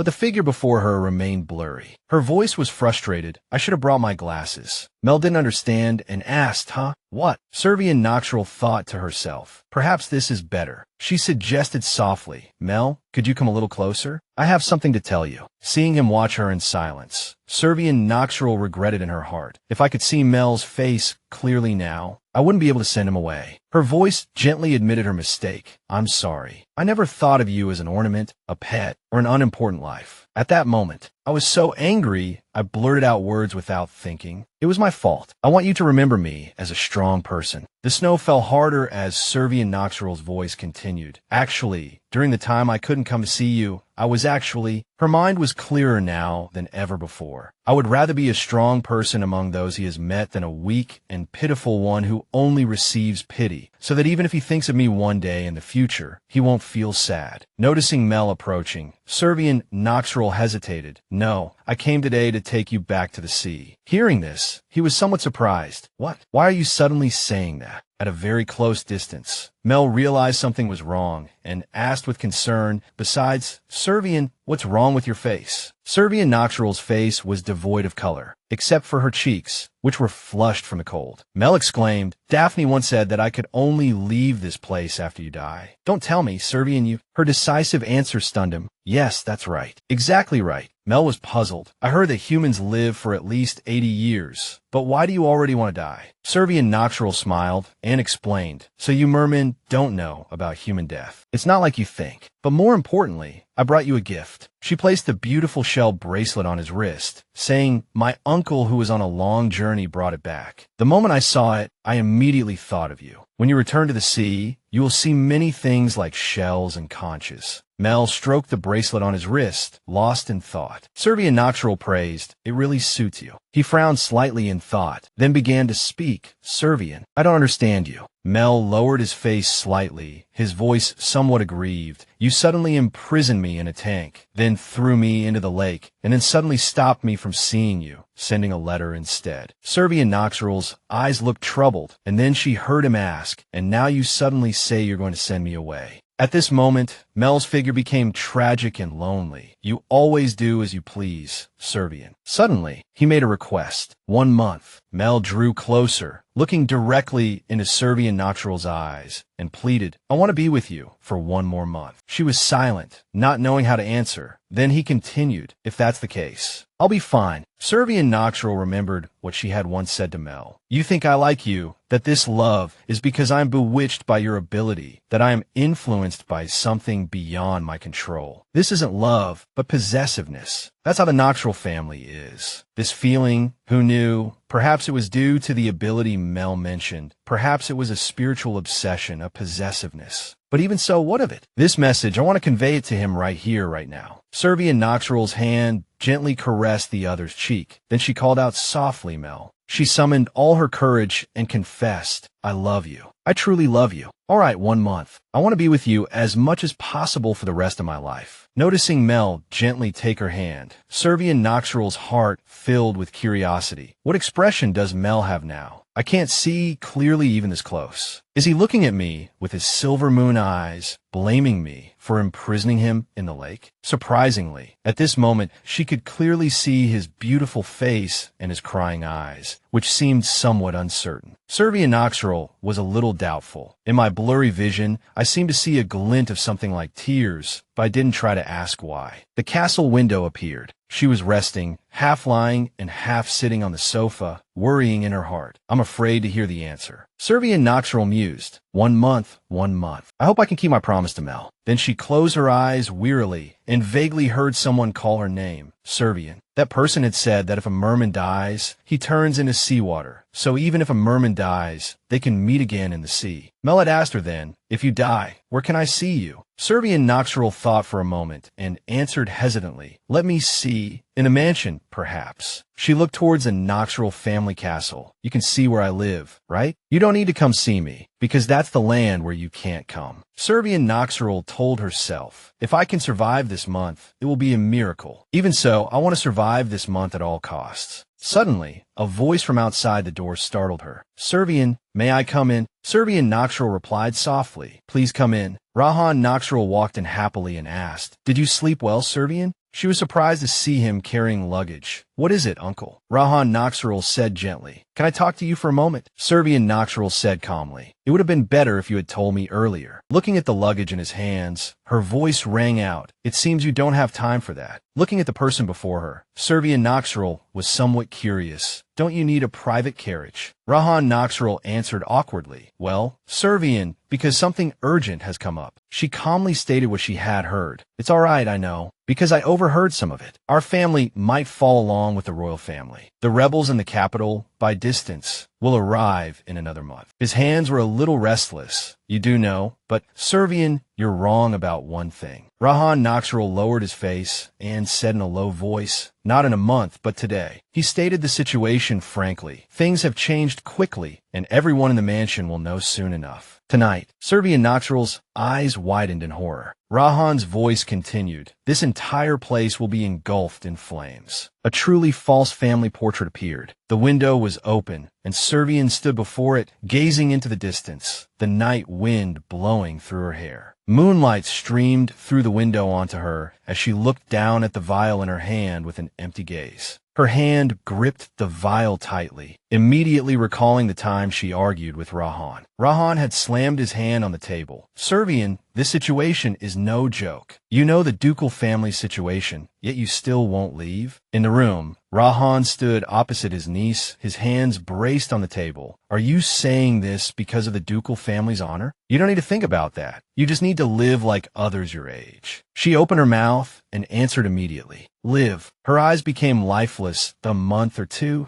There's no hope for me anymore, and Uncle knows it too. There's no difference between dying at the hands of the rebels or dying of illness in a shelter as foretold. Uncle, I wanted to say this for a long time, from the day you couldn't bear the contempt and disdain of this mansion and left until now." These words stabbed at Servaine like a sharp knife, and he stared at his niece in astonishment. Servaine immediately collapsed into the chair behind him, silently listening to his niece say, "Endure, endure, and endure more. But to what extent must one endure? Flee, flee, and flee again, but where can one run to? So live as you please. When you hate enduring, stop enduring. It will be the same in the future. Just live where you want to live, even if life is hard and you fall into an unavoidable situation." But watching his departing back, Servaine began to shed copious tears, his whole body trembling, his lips bitten tightly. "I thought, how wonderful it would be if Uncle could live his whole life like that." Servaine pushed a necklace towards Servaine. "Take this, Uncle." He immediately asked his niece, "Servaine, this is..." She maintained the same unchanging attitude. "This is Father's secret." Servaine picked up the necklace, an endless light shining around the pendant. Servaine frowned at Servaine and said, "This is the symbol of the family head. I can't take it with me." "Servaine, perhaps you have given up, but I haven't. Are you the same? Do you also look down on an uncle who is only a year older than you? Don't give up. You can live. I will make it happen." She sat quietly without a word, her eyes downcast. "Let me think. If I were reborn, would I live?" Servaine trembled, tears welling in his eyes, his palms clasped together. "Servaine, if you don't go, I will find another way. I will keep this for now and then return it to you. Wait for me." Servaine gently reminded his niece, "Servaine, you must stay healthy. We will definitely meet again." That day, Servaine left the mansion. No one in the mansion believed Servaine, who had abandoned the ducal family. They also took my words as the lies of a dying person. The scene before them was a castle, its walls stained with blood like a gory painting. Suddenly, a scream rang out, After midnight, before dawn, and before my father's death, the rebels had already set fire to the mansion. Hurry, while there's still time. The rebels themselves had entered the mansion, killed everyone inside, and set the fire. The maids ran in panic. What are those girls doing? Can't they hurry up? As the young lady returned from the lake, before the urging voice could finish hurry, blood splattered on the floor, and a scream rang out, A maid turned anxiously to look for her mistress. "Young lady." In the room, Servaine was sitting on the bed. The maid rushed in and said, "The rebels have set fire to the mansion. We will guide you, young lady. Please prepare quickly." She replied calmly, "There's no need. Please do one thing for me." The maid was surprised and panicked. "What, young lady? It seems you don't know the situation yet. The rebels have already swarmed in here." She got off the bed, I know. If you know, then why? Her hand gently caressed the table beside her, her eyes full of thought. My treasures, they are all yours. Take whatever you want, but you must do as I say. When Servaine spoke, the maid was startled. Young lady. She spoke of Mel with a heavy heart. The merman, Mel. Help me take him back to the sea. This is my last wish and my will. Hearing this, the maid clutched her own skirt tightly. She took Servain's hand with a tremble. I will be sure to carry out your request responsibly. The maid handed her a small purple vial. This is from the Duke. He said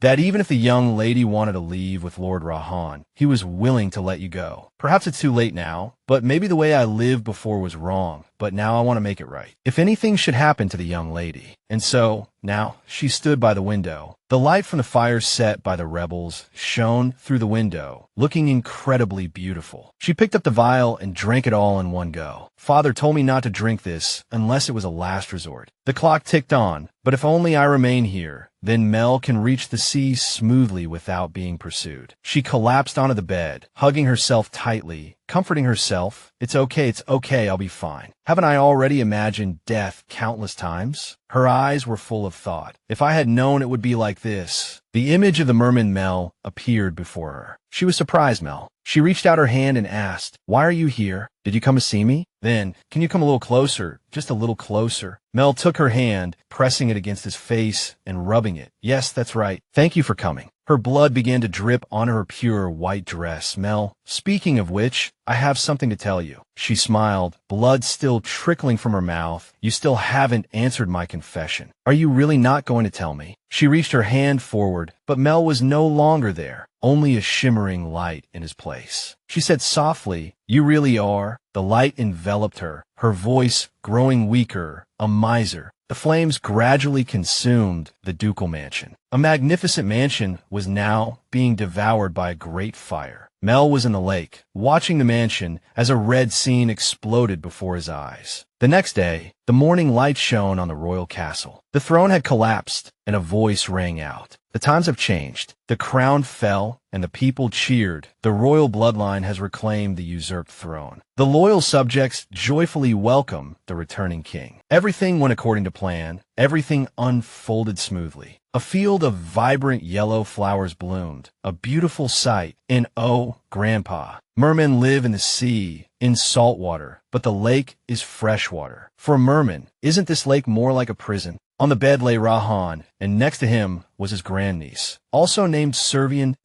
Oh, that wasn't love, but possession. If that merman is still alive, perhaps at this moment. He reached out his hand and stroked her head. "Yes, Servaine, you are indeed very smart." Rahan looked gentle, watching her as she sat by the bed. The more he looked, the more he thought she resembled that child. He had already said this 100 times. Servaine Noxirel was now 96 years old. Rahan said gently, "Servaine, besides that, I have something else to tell you today." She immediately looked up, listening intently. "This is something I wanted to tell you for a long time. My great-grandfather, who had dementia, was the one who told me I was like his granddaughter, saying it hundreds of times. Endure, endure, and endure more. Who knows how long one must endure? Flee, flee, and flee again, but where can one run to? So live as you please. When you hate enduring, stop enduring." She was surprised to hear these words that on the day before my grandfather passed away, he was very lucid, his mind clear, sharp, and intelligent. He smiled, tears welling in his eyes. "Go where you want to go and live happily, okay?" Just as he used to, he looked out the window with her, reminiscing. The daffodils outside were in full bloom, and a breeze blew through the window. Servaine's eyes. She stood before his grave, recalling his words, "Just like you." His name was carved on the tombstone, Servaine Noxirel. The wind brushed against her face, her hair dancing in the breeze. In her hand, she held the necklace, a gift from Servaine's ancestor to her uncle, which Rahan had now returned to his granddaughter. She stood before his grave, surrounded by blooming yellow flowers. "Grandfather," she said, looking at the necklace and recalling his words, "he once told me to do whatever I wanted." She clutched the necklace tightly. "I will for the revival." Her gaze hardened as she looked up at the sky, making a promise to her grandfather. "The glory of our family. I will live for our Noxirel family." In the royal city, she slammed her palm on the table. "Except for one thing." Proshin raised his hands nervously. "Please calm down and listen to me first." "Am I not listening to you calmly, Your Highness?" Hearing this, Proshin gave a wry smile. unsure how to respond. Servaine's face twisted as she said, word by word, then, when can our family be revived? Procyon immediately replied, there are many bad rumors, aren't there? For example, that people who go to that place disappear. She looked directly at Procyon. That's why we brought dozens of knights. She placed a hand on his shoulder. Why do you think my great-grandfather left the knights to you? They were meant to protect me. He stammered, but he took her hand, looking pitiful.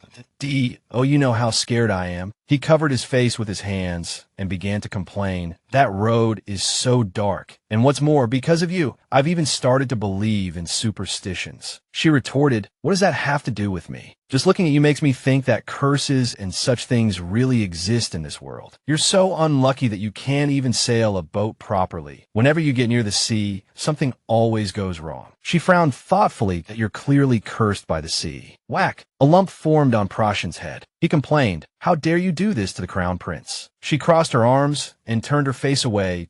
If it bothers you, then grant me a title, because right now I'm neither a duchess nor anything else. Suddenly, a voice spoke up. Calm down, Servaine. Minel stood behind her. Everyone knows that you and I are both to become dukes, so there's no need to worry so much, right? She crossed her arms, looking straight into Procyon's face. But to me, this is a very important matter. Tell me, Procyon, I asked for a title, yet you changed the subject to the mansion. Why is that? He was sweating profusely and stammered, well, something unexpected happened. Fortunately, someone is living there. Hearing this, she frowned. What? Someone? Yes. So, if you want to reclaim your ducal title, a young man with black hair and a white shirt appeared in front of the villa, looking very mysterious, but also very handsome. That we have to deal with that person first. His eyes are very beautiful, but also very dangerous. You mean? Procyon gasped in surprise. He knelt on the ground, head bowed, listening to Servaine's scolding. You handed over the ducal family's mansion to a stranger, just because you thought I had a relative? He stammered in rebuttal. Because the mansion was too old and there was no time to prepare it, I asked that person to manage it. Servaine's hands clenched into fists. Procyon, I never told you I had relatives. And have you forgotten? I took you in, a retainer with nothing, wandering in the alleys. Before you regained your status, the only thing I was waiting for, she said, frowning and enunciating each word, was the ducal title in that mansion. Minel gently touched her shoulder and advised, Servaine, it was wrong of Procyon to act on his own, but you never told us about your family. Procyon surely meant well in returning the mansion to you. He did his best. Her brow was furrowed, her eyes filled with thought. More than 100 years have passed since our Noxirel family supported the king and was overthrown by rebels. Although we helped Procyon, who has royal blood, ascend the throne, the royal authority remains weak due to obstruction from the aristocratic factions. Even the king is forced to bow his head, and the knights outside dare not intervene. She was so angry she wanted to rush over and hit Procyon, and Minel had to hold her back. Servaine, she struggled. Let go of me, Minel. This is a good chance to beat this guy up. Still, I'm so angry. And she softened her tone and reached out to help Procyon up. All right, get up. A king shouldn't kneel so easily to others. Procyon took her hand.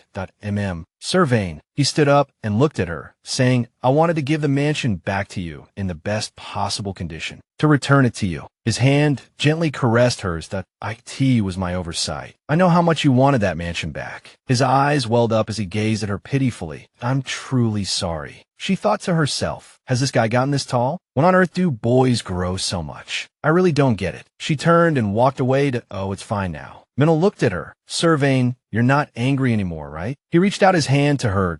I apologize. Then she asked Procyon, tell me, what kind of person is he? I need to know what he looks like and how many people are living in the mansion. One person. Hearing this, she glared at him. What? Impossible. You said everyone who went there disappeared. He's probably the culprit. How can there be only one person? He explained patiently, there really is only one. While he was talking to me, the knights searched the entire mansion, and he gave me a very strange feeling. At this moment, Procyon's gaze suddenly sharpened. He made me feel scared, a chill down my spine. But at the same time, he gave me a sense of sadness. An image of Mel appeared, his eyes vacant, his skin as white as snow, with an immense sense of loneliness. Oh, really? You fell in love with him at first sight, so you bestow the ducal title? Proshin's eyes widened in surprise, not expecting her to say that. His gaze softened, his cheeks flushing as he looked at her. Love at first sight, His cheeks were flushed, his gaze on her gentle. Yes, perhaps so. Proshin smiled brightly. Like a handsome golden fox, he's unbelievably handsome. The man just glows. I mean,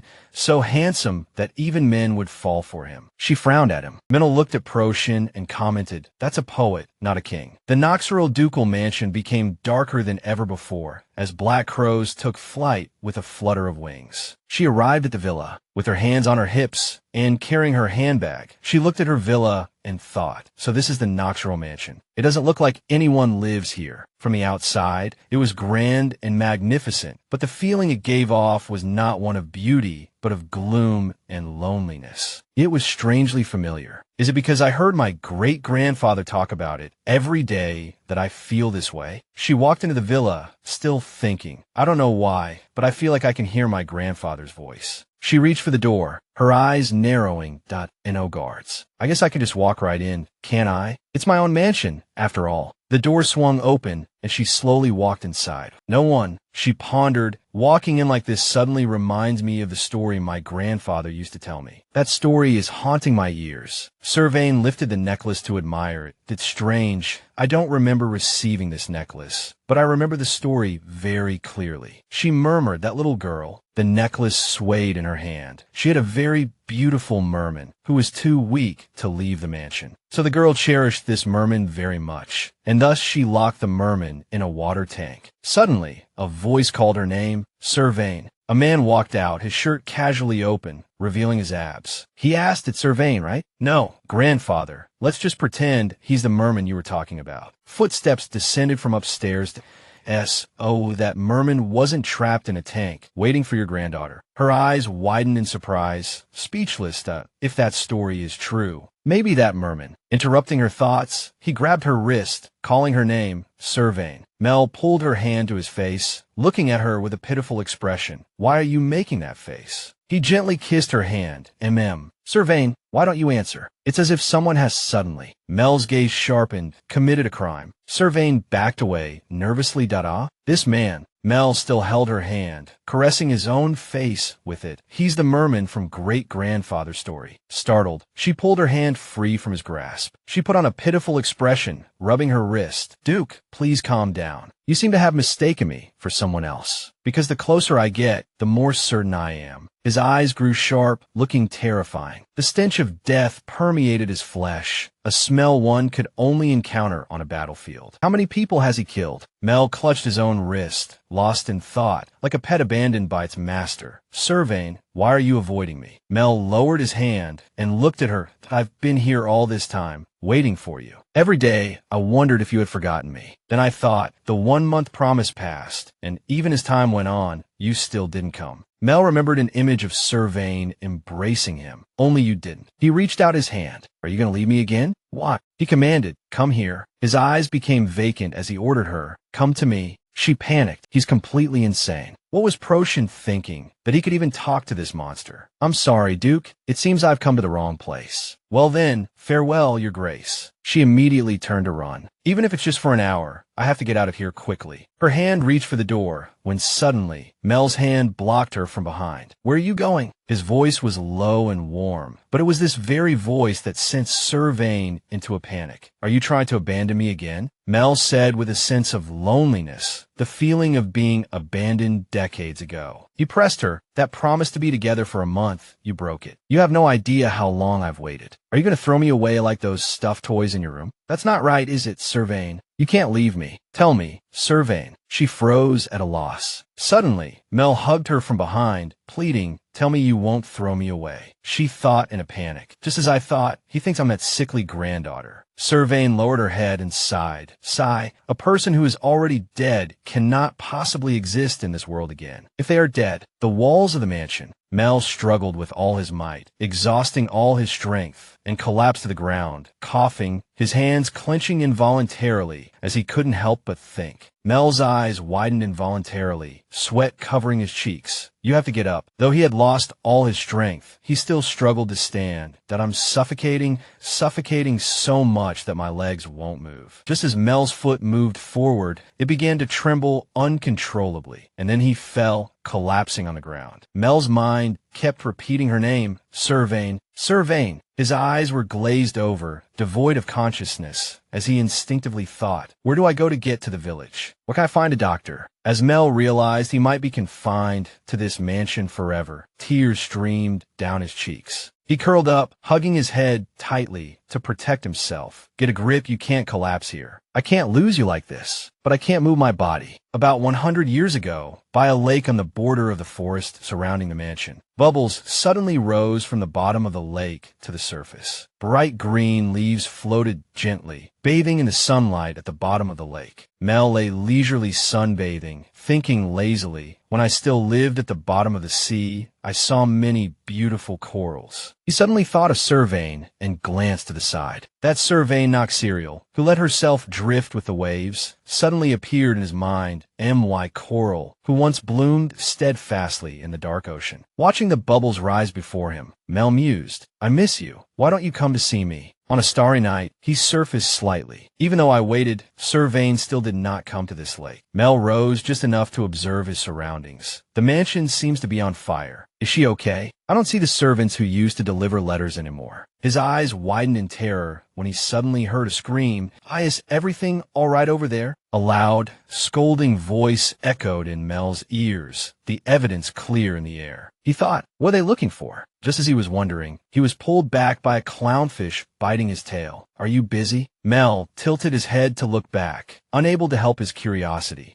He chuckled, lying back down to watch the fish. Haha, why don't we play together instead? Mel's finger playfully touched one of the clownfish as he murmured to himself, yes, she seems busy. She must be very busy. He curled up in a corner, his mind filled with chaotic thoughts. She's probably not hurt, right? I'll just wait here a little longer, and a servant will come with a letter. I don't like anyone coming here except Servaine. If that person tries to trick me, I'll just avoid them, because this lake is huge. Mel gently closed his eyes, suddenly remembering what the sea once whispered to me. On a full moon night, he surfaced to admire the view. Merman possessed the power to bewitch human hearts, so do not be afraid. But the sea was also very worried, because a young merman could not control his power. Mel's eyes widened, gazing intently ahead, and told me not to get too close to the surface. As he recalled the past, he was filled with emotion. Back then, if I hadn't surfaced, I wouldn't have met Servaine. I don't regret what I did. Mel let himself drift to another spot. That I miss you, Servaine. But Servaine did not come. Cherry blossoms bloomed, dancing in the wind. Another month would make a year, and another year would make a decade. Spring passed, and winter came, white snow covering the branches, and as a milestone passed, I suddenly realized that the leaves had gradually withered, leaving only bare, desolate trunks. Time passed so quickly that I lost count. A lonely branch stood in the winter snow. Tomorrow will come, and then it will come again, and so it will continue. Maybe she will come to see me when the snow melts. The caw of a crow echoed through the forest. It took flight and landed on a branch. Sure enough, in her eyes, I was just a pet or a decoration. The words she once said about taking me back to the sea were just things she said casually when she got tired of me. Mel cried as he read the letter, tears streaming down his face uncontrollably. The words, I love you, were also a lie. The words, I want to die, were also a lie told to gain my sympathy, right? Feelings for a pet like me never existed from the beginning, right, Servaine? I hate you to the bone. A tear fell unconsciously onto a corner of the discarded letter on the ground. The full moon hung silently over the forest, casting a faint light in one direction. Decades have passed since then. I have given up hope, accepted the fact that I was abandoned, and cannot return to the sea. The lake's surface reflected the moonlight, rippling. She's probably waiting for that Servaine who is living happily and has forgotten everything. Mel's tail played on the lake's surface without a hint of guilt. Exhausted and broken, he leaned against the side and made up his mind. If that's the case, I'll just die here. Mel clutched the letter in his hand tightly.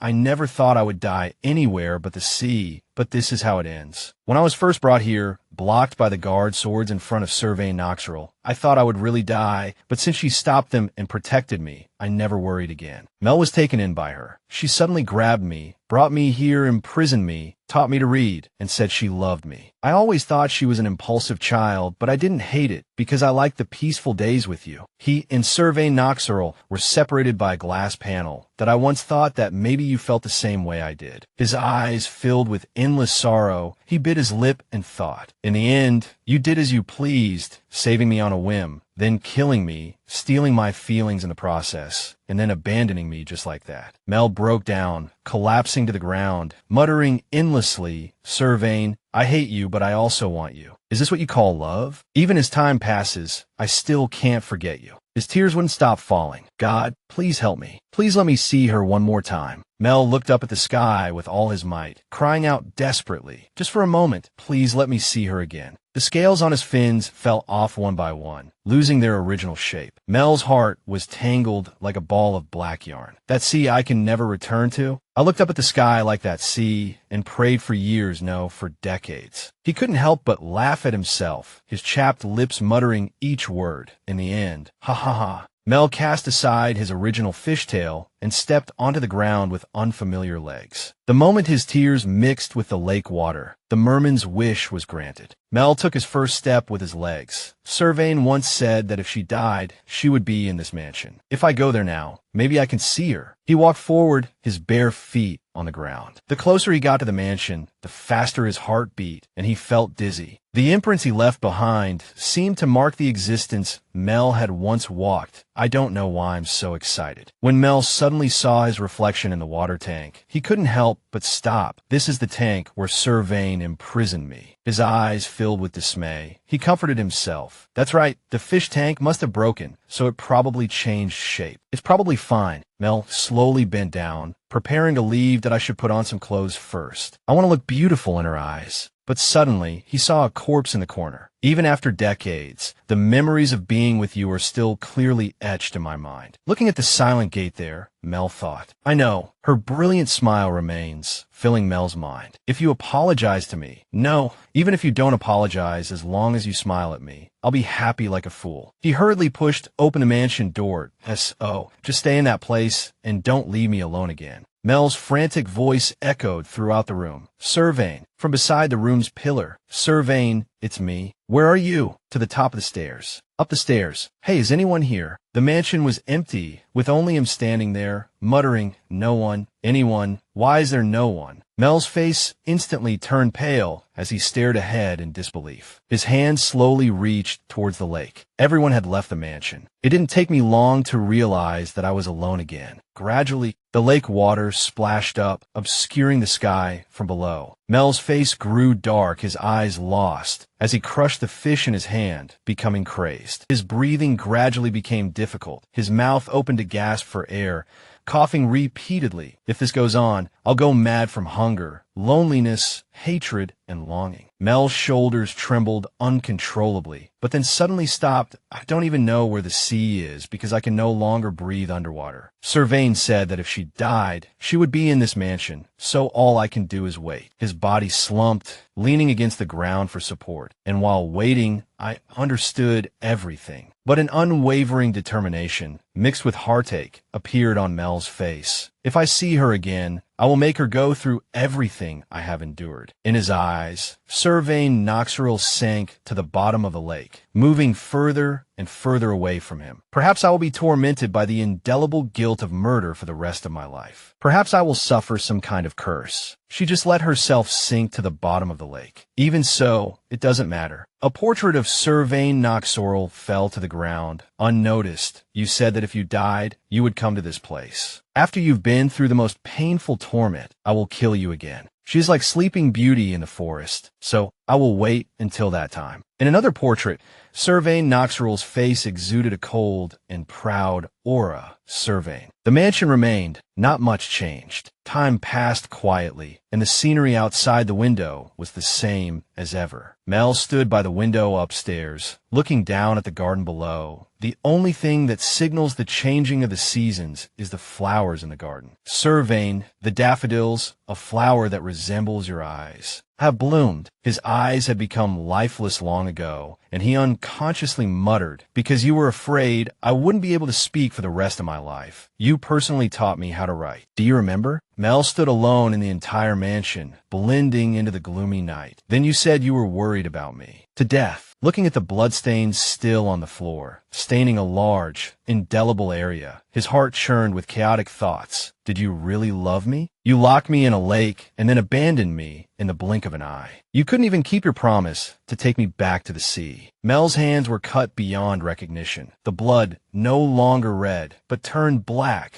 If you had your own troubles, who should I blame? Before hating you, before becoming human, I should have just died like that. A trace of melancholy sorrow appeared on his face. Like a soulless body, he stood there instinctively, gazing ahead. In the long, endless night, I always hoped for one thing, and that was to see her again, even if only once. Her soft, beautiful hair fluttered in the wind, dancing under the star-studded night sky. Even if someone wants to kill you, as long as you come here, that would be wonderful. It doesn't matter if you're late. I just hope you don't forget me and come to my side. Just then, I had a dream. A light flashed in Mel's eyes as he stared forward in disbelief. Servaine was now standing before him and asked with concern, "A very strange dream. Why are you here?" Tears glistened in Servaine Noxirel's eyes as she looked back at him unwaveringly. "A strange woman ran to the lakeside, crying out my name, asking why I didn't return to the sea. Just as I became human, maybe Servaine was also reincarnated as someone else, right?" Mel let out an unconscious gasp of disbelief. Is it really Servaine? A look of terror appeared on her face as she demanded loudly, "Why? Why is it you? This is impossible." Mel's steps moved slowly forward as he proposed with concern, "Let's go. Servaine, I'll take you back to the sea." He stood frozen on the spot, like a statue that could not be toppled. Servaine's voice then rang out, "Ugh, Mel, you're even lying to me in a dream." She quickly leaned into Mel's arms, protesting and defending herself. "No, Mel, this isn't a dream. Though it's hard to believe, I am Servaine. I didn't know you would be waiting for me here. I'm really so sorry." His gaze flickered downwards, lowering his head to get a clearer look at Servaine. "Did I know what the consequences of this hateful lie will be? This is clearly a trap to lure me out and then imprison me somewhere." His hand suddenly gripped Servaine's hand tightly, as if to hold on and never let go. Seeing Mel resolutely pulling her away, she called out worriedly in a low voice, "Mel." Servaine's feet had to break into a run to keep up with his pace. "What are you doing? Where are you going? Tell me, Mel." At this moment, a lake appeared before the two of them. Yes, this is just a dream. Facing Mel's broad and stiff back, she couldn't help but probe worriedly, "Mel, what are you planning to do? Where are you going? What on earth is wrong with me? The reason I abandoned you has become blurry now. It's like I know, and yet I don't,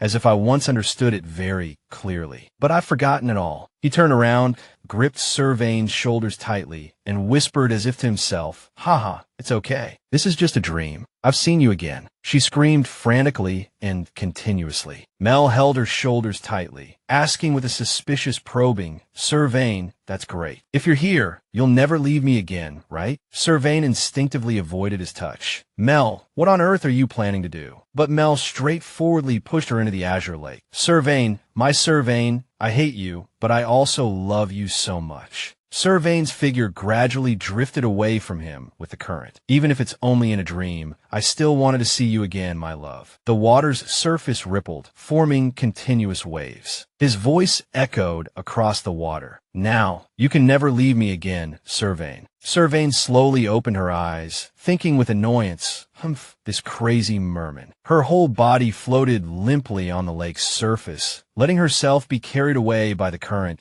"He pushed me into the lake, which is like locking me in it. Can I escape this place? Although I'm a good swimmer, my body is paralyzed by poison and I can't move." Facing the starry sky, Servaine couldn't help but feel a flood of emotions. It feels like my body is in the air, which is not bad. But if I leisurely enjoy this feeling in the dead of winter, I'll definitely die of hypothermia. She mused with her eyes half closed. "People say that when you die, all your memories come back, but I didn't see my father, my parents, nor did I see Prochin. There is only Mel in my mind. Why? Servaine let herself go, closing her eyes to rest and recuperate. Where and how are we bound together? Even at this moment, I'm still only thinking of him. Suddenly, a loud shout came across the ripples. Minnow was frantically and urgently shaking her awake. Wake up, Servaine, open your eyes. Hearing this voice, Servaine suddenly sensed something, thinking, that voice. With a terrified expression, Minnow bent down, struggling to pull Servaine ashore. Minnow, her voice emerged with difficulty. Little by little, why are you here? Minnow spoke quickly, guiding her step by step. Breathe, focus on your arms. Servaine relaxed, lying on the ground, thinking, how did it come to this? I thought you were doing well. She immediately called out incessantly, Servaine, are you okay? Don't pass out. Servaine Noxirel's face was pale from being in the water for so long, and she managed to utter a few words. Minnow, what's with those clothes? Minnow immediately dismissed it, concerned only for her health. That's not important right now. Can you hear me? What happened? Servaine Noxirel turned to her side and suddenly saw a basket of fruit scattered on the ground. She must have broken in disguised as a delivery person. If she had just walked in like that, she would have been killed by Mel. Looking at the bare red apples there, Servaine suddenly realized something, but my senses are gradually going numb. My tongue is stiff, and my brain can't think of anything. Her lips moved, struggling to get a few words out. Hose. Pidal. Minnow reacted immediately, leaning closer to hear more clearly. What?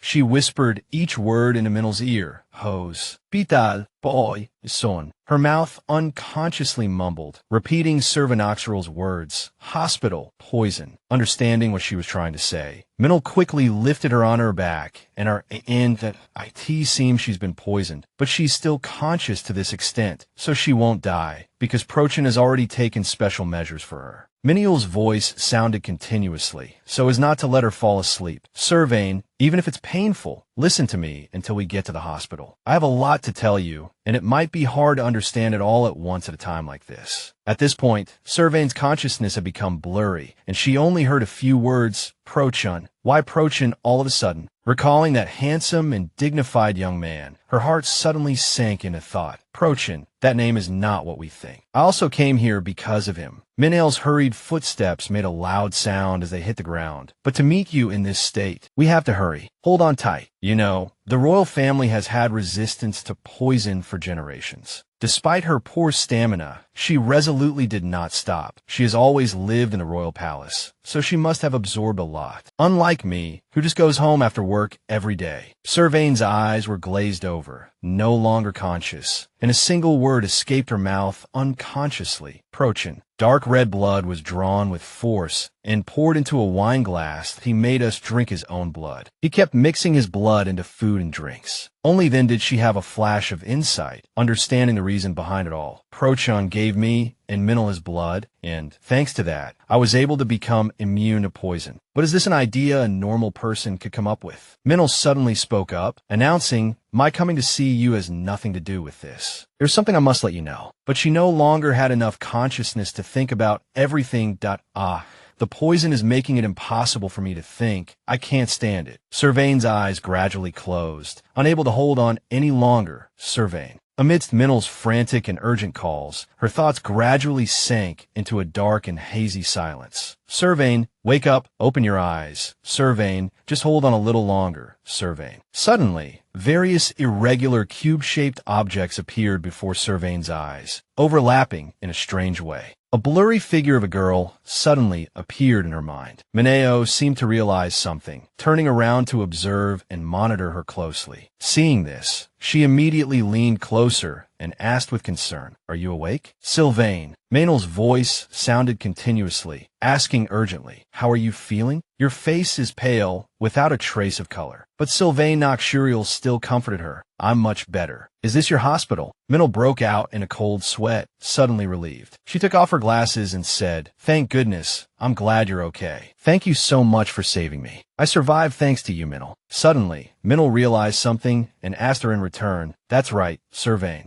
Looking at the elegant and noble lady's dress that Servaine Noxirel was wearing, she said sarcastically. Change your fashion style, I see. Servaine Noxirel was flustered, not knowing what to say.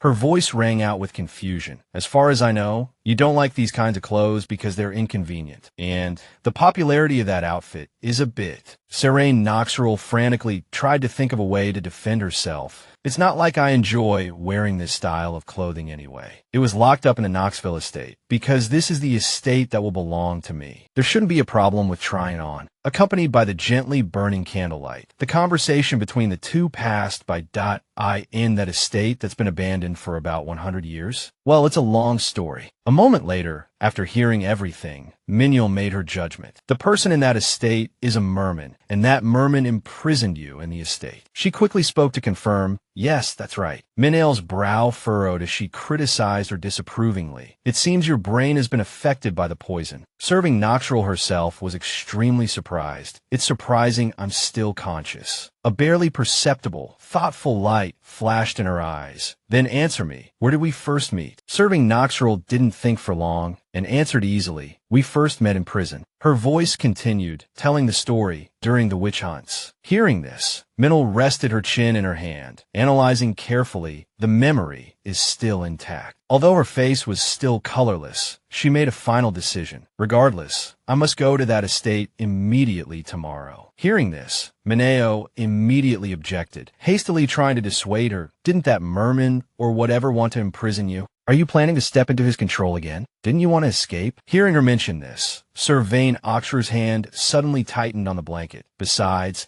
he was the one who pushed you into the lake. Her gaze shifted to the side to avoid Mignon's eyes. He probably thought I was dead. That's why he did that. The starry sky faintly illuminated a corner of the room. Hey, Mignon, do you believe what I'm saying? Facing her, Servaine Noxirel suddenly posed a difficult question about the existence of Merman. When Miney had just answered, she couldn't help but jump. I believe you. After a moment of deep thought, she finally concluded, you're not the type to talk nonsense. And if you analyze it carefully, it's not entirely without basis. Servaine Noxirel was very happy, but couldn't suppress her curiosity and asked in return, thank you for thinking well of me, but what is that so-called analysis based on? She quickly answered the question, because you can't get near the sea. To be more precise, you're bound to have an accident, whether it's a big ship or a small boat. The image of Mel holding her at the bottom of the sea suddenly appeared. If one of your ancestors committed a crime against a Merman as a descendant, you have to bear that suffering. Isn't that very reasonable? Hearing Menial say this, she suddenly understood everything that I never thought that deeply. I really don't get along with the sea because of my ancestors' karma. A second later, Servaine Noxirel suddenly exhaled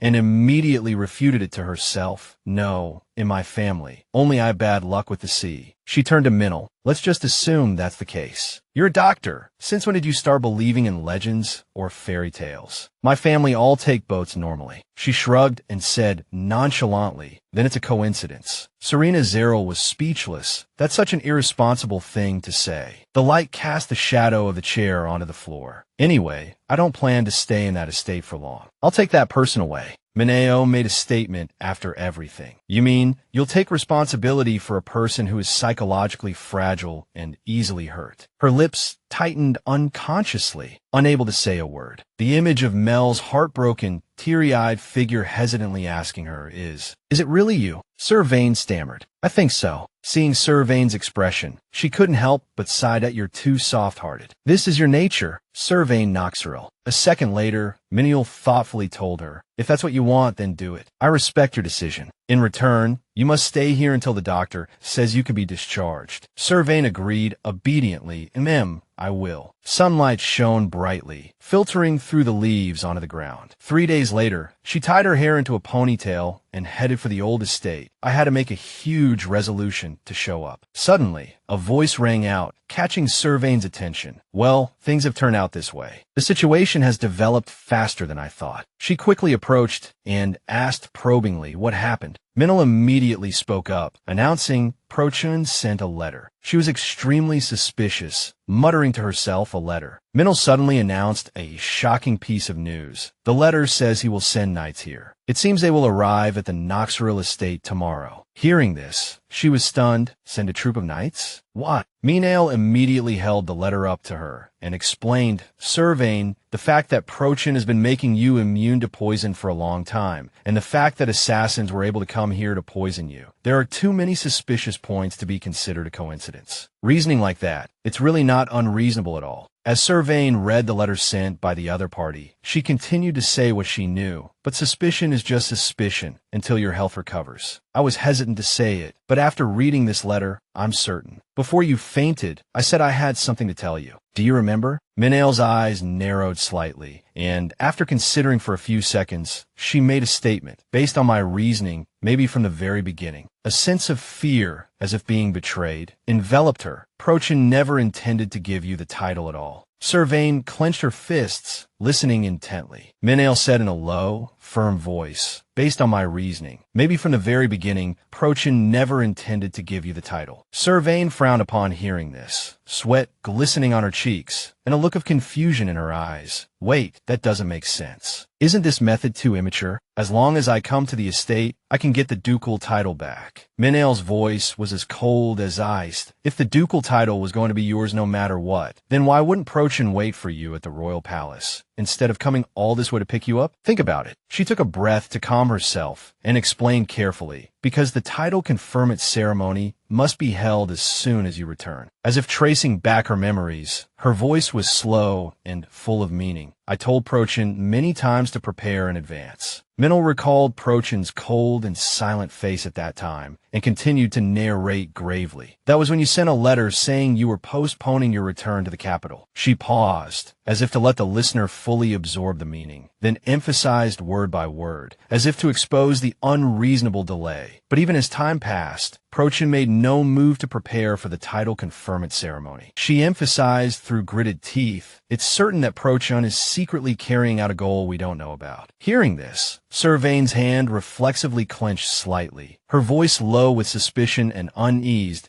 a plan personally pushed by Prochin. That's why he gave me his blood. To keep me alive. Her voice was filled with emotion, both questioning and resentful, that I always thought he was a teammate who would live and die with me. Why in the end? Minel suddenly interrupted, shouting, Servaine. She frowned slightly, her gaze as if seeing through the other's heart. Whether to trust Prochin is your decision. Minel's calm voice rang out like a gentle warning. What I mean is, you need to be wary of him now. Servaine looked directly into her determined eyes. That I trust you, Minel. It's just that these things are too confusing for me. Minel nodded coldly. I understand. She closed her eyes thoughtfully. I feel like the truth of everything is in that estate. Minel's voice was steady, but it couldn't hide her worry that I don't know when his soldiers will arrive here. Let's go to the estate quickly, Servaine. Then she affirmed with determination. That is the only key to uncovering Prochin's secret. After that, everything seemed to fall silent, with only the rustling of leaves in the wind, like the sigh of the forest. Steady footsteps echoed on the deserted road. After that conversation, Servaine's mind was filled with chaotic thoughts, and neither of them spoke to the other again. After an unknown amount of time, she silently followed behind Minel, her heart filled with mixed feelings. Minel and I have never been like this before, so it feels a bit uncomfortable. Looking at Minel ahead, Servaine blamed herself. I want to say something to start a conversation, but every topic I can think of is related to Prochin. In the end, is that all there is to talk about? Thinking of this, she unconsciously called out in a low voice, Minel. Her voice warned gently. Before we enter the estate, there's something you need to be careful about. Minel said coldly, what is it? Servaine sighed and advised, if you happen to meet the Merman I told you about, don't look at him. Minel sneered, why? Servaine's voice was low and tired. I guess that Merman has the ability to charm people's hearts. Minel frowned coldly and snorted with contempt. I was wondering what you were going to say, and it turns out to be about Merman. But then she nodded reluctantly, musing softly. However, such an existence is not impossible. Let's keep it in mind for now. Minel looked towards the huge estate gate and declared calmly, we'll know once we enter the estate. She looked at the sky around the gloomy estate. After all, this is your estate. I'm not qualified to judge its appearance, but instead of being exquisite and beautiful, it exudes a gloomy and cold atmosphere. Minel's voice lowered with suspicion. Does anyone live in this place? No, who would have thought a merman would live here? Before them was the desolate and bleak sight of the luxurious estate. The heavy iron gate slowly opened. Servaine turned and said softly, "Wait here for a moment." Minna was surprised. What? She explained in detail in a gentle voice. Actually, that merman is not in good health. He is kind-hearted and soft-hearted, just mentally unstable. Then she stated honestly, in short, he is not conscious right now. You're surely not planning to take someone like that with you. Menial crossed her arms and said word by word. Her voice angered.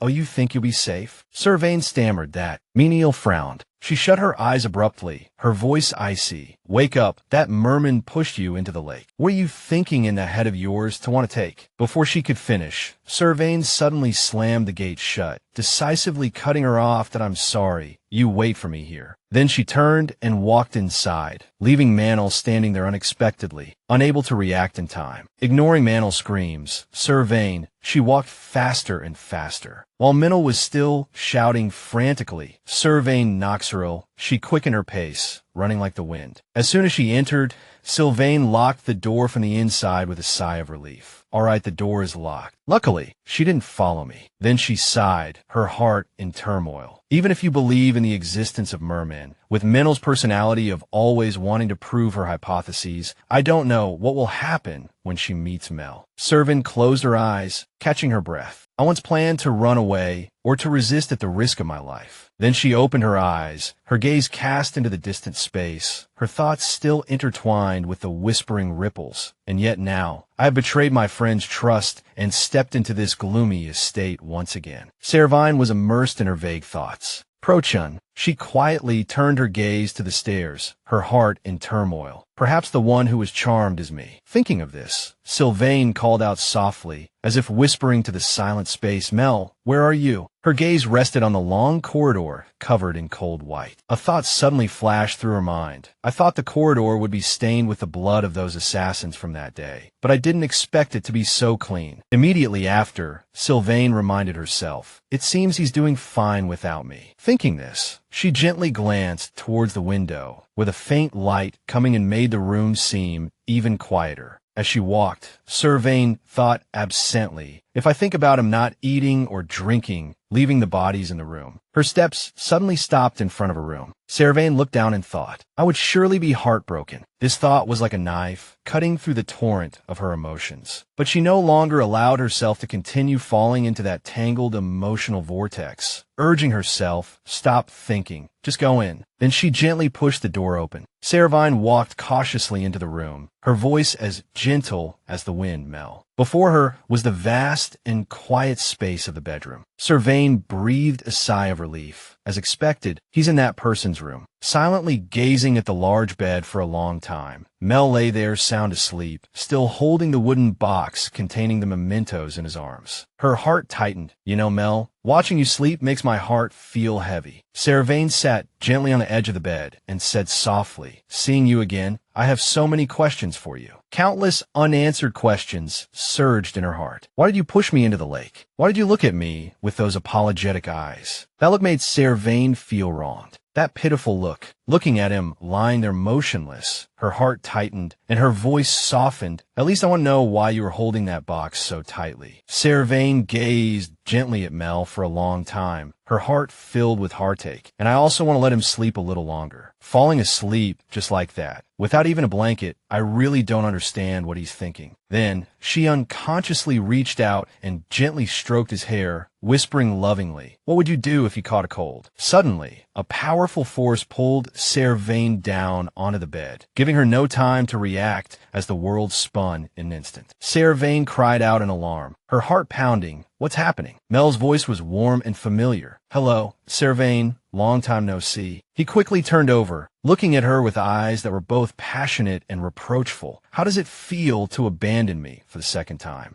Before Servaine could come to her senses, Mel whispered in a warm and sincere voice. Servaine, I'm asking you a question. Why don't you answer? Her eyes widened, her expression still shocked, and then she blurted out an explanation. You suddenly woke up like that. Anyone would be scared. Servaine tried to ease the tension, coaxing softly, calm down first. But Mel didn't answer at all, instead lunging at her, raising her hands high above her head, his voice suddenly turning sharp. No. Then, as if afraid Servaine would disappear before his very eyes, Mel gripped her wrists tightly, begging in an earnest voice, don't go anywhere. Stay here. If I let go, you'll run away again. The sudden madness hurt her, her voice hoarse from his tight grip. Mel, it hurts. And he, with a trembling voice, as if fighting an unknown fear, said, You. Suddenly, Mel's tears streamed down, soaking his own gloomy face, his cheeks flushed with emotion. Then, he choked out, as if complaining in a whisper, You left me again. Mel was still agitated, his voice hoarse with pain. Stay with me. No, please stay here. Don't go anywhere. The tears that fell on Servaine's face were hot and sincere, but her heart was in turmoil. This is too strange. He's the one who pushed me into the lake and tried to kill me. Mel sobbed, each word like a knife stabbing the listener's heart. Don't go. At this moment, Servaine's mind was a mess, conflicted and struggling. Why am I still moved by his crying face right now? She slowly sat up, facing Mel, and at this moment Servaine's heart could no longer resist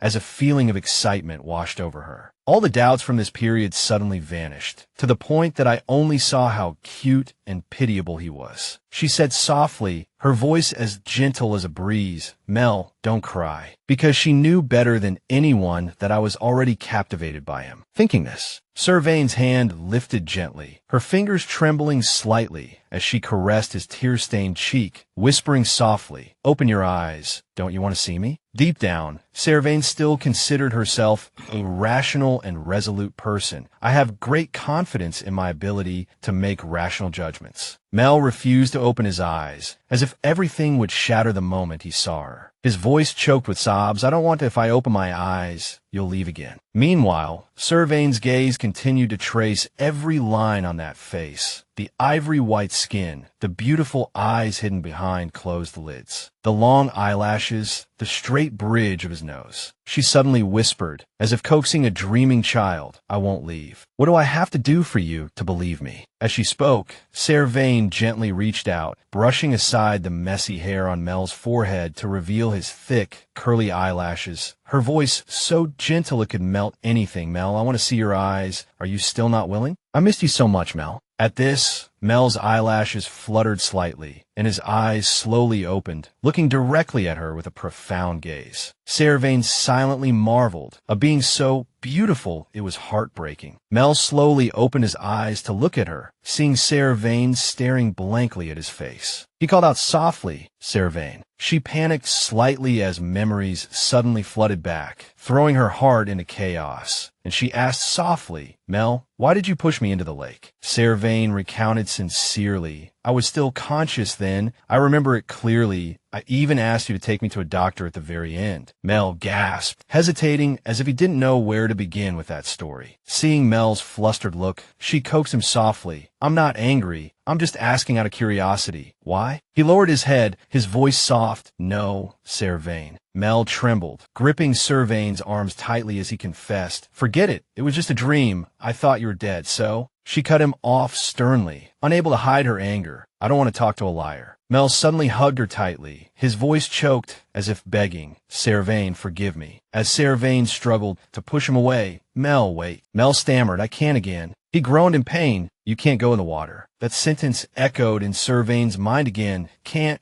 go in the water. Mel said gently, his eyes full of remorse. Did it hurt a lot? Are you okay? I'm sorry. A suspicion formed in Servaine's mind. Anyone would find this strange. He looked at her with regretful eyes and said emotionally, I won't do that again. But Servaine remained silent. But I don't care at all. The emotions in her heart surged once more. He's cute, and he's pitiful, but strangely, I like this begging and sincere side of him the most. Mel's voice suddenly rang out, as sincere as an oath. I swear to you, I won't do it again. Absolutely not. Servaine was stunned in my heart. Mel held her tightly, as if unwilling to leave. Please forgive me, Servaine. And in Servaine's chaotic mind, a desire to possess him surged, her gaze hazy as she asked herself inwardly, what on earth is wrong with me? Just then, a voice suddenly called out, Servaine, pulling her back to reality. It was Minel. She coldly interrupted the atmosphere. I was worried, so I followed you. She stood with her arms crossed, looking sternly at the two of them, making Servaine hesitate and panic. When did you get in here, Minel? Leaning against the wall with her arms crossed, she questioned coldly. Just now, you didn't even know I came in. Then she continued, now explain the situation. A short while later, Servaine asked with gentle concern, so, Minel, are you really okay? But she answered in a curt tone. What? Not giving up, she repeated gently, but with a probing tone, you really can't see anything? Minel said sharply, see what? Servaine cupped Mel's face in her hands and stared deeply into his eyes, asking her best friend with bewilderment. This face, no. After making eye contact, you don't feel anything? The question made Minel pause, hesitating for a beat. She gently pushed up her glasses, then softly called her name, Servaine. After a moment of silence, Minel sighed and asked seriously, you said you get captivated just by looking at him, right? Servaine nodded, yeah. At this moment, Mel was hugging her tightly, not leaving her side for a second, and Minel slowly came to a conclusion. Only you think your lover is beautiful. This made Servaine's face suddenly flush red as her eyes widened in surprise. Minel remained unfazed, as if nothing had happened. I understand you're embarrassed, since this is your first time having a lover. Then she continued with a deadpan expression. You should have told me sooner, so I could have handled it. Servaine stammered. Huh? What are you talking about? Minel said in a low voice, if you plan to marry that Merman, you'll have to worry about clearing up his identity.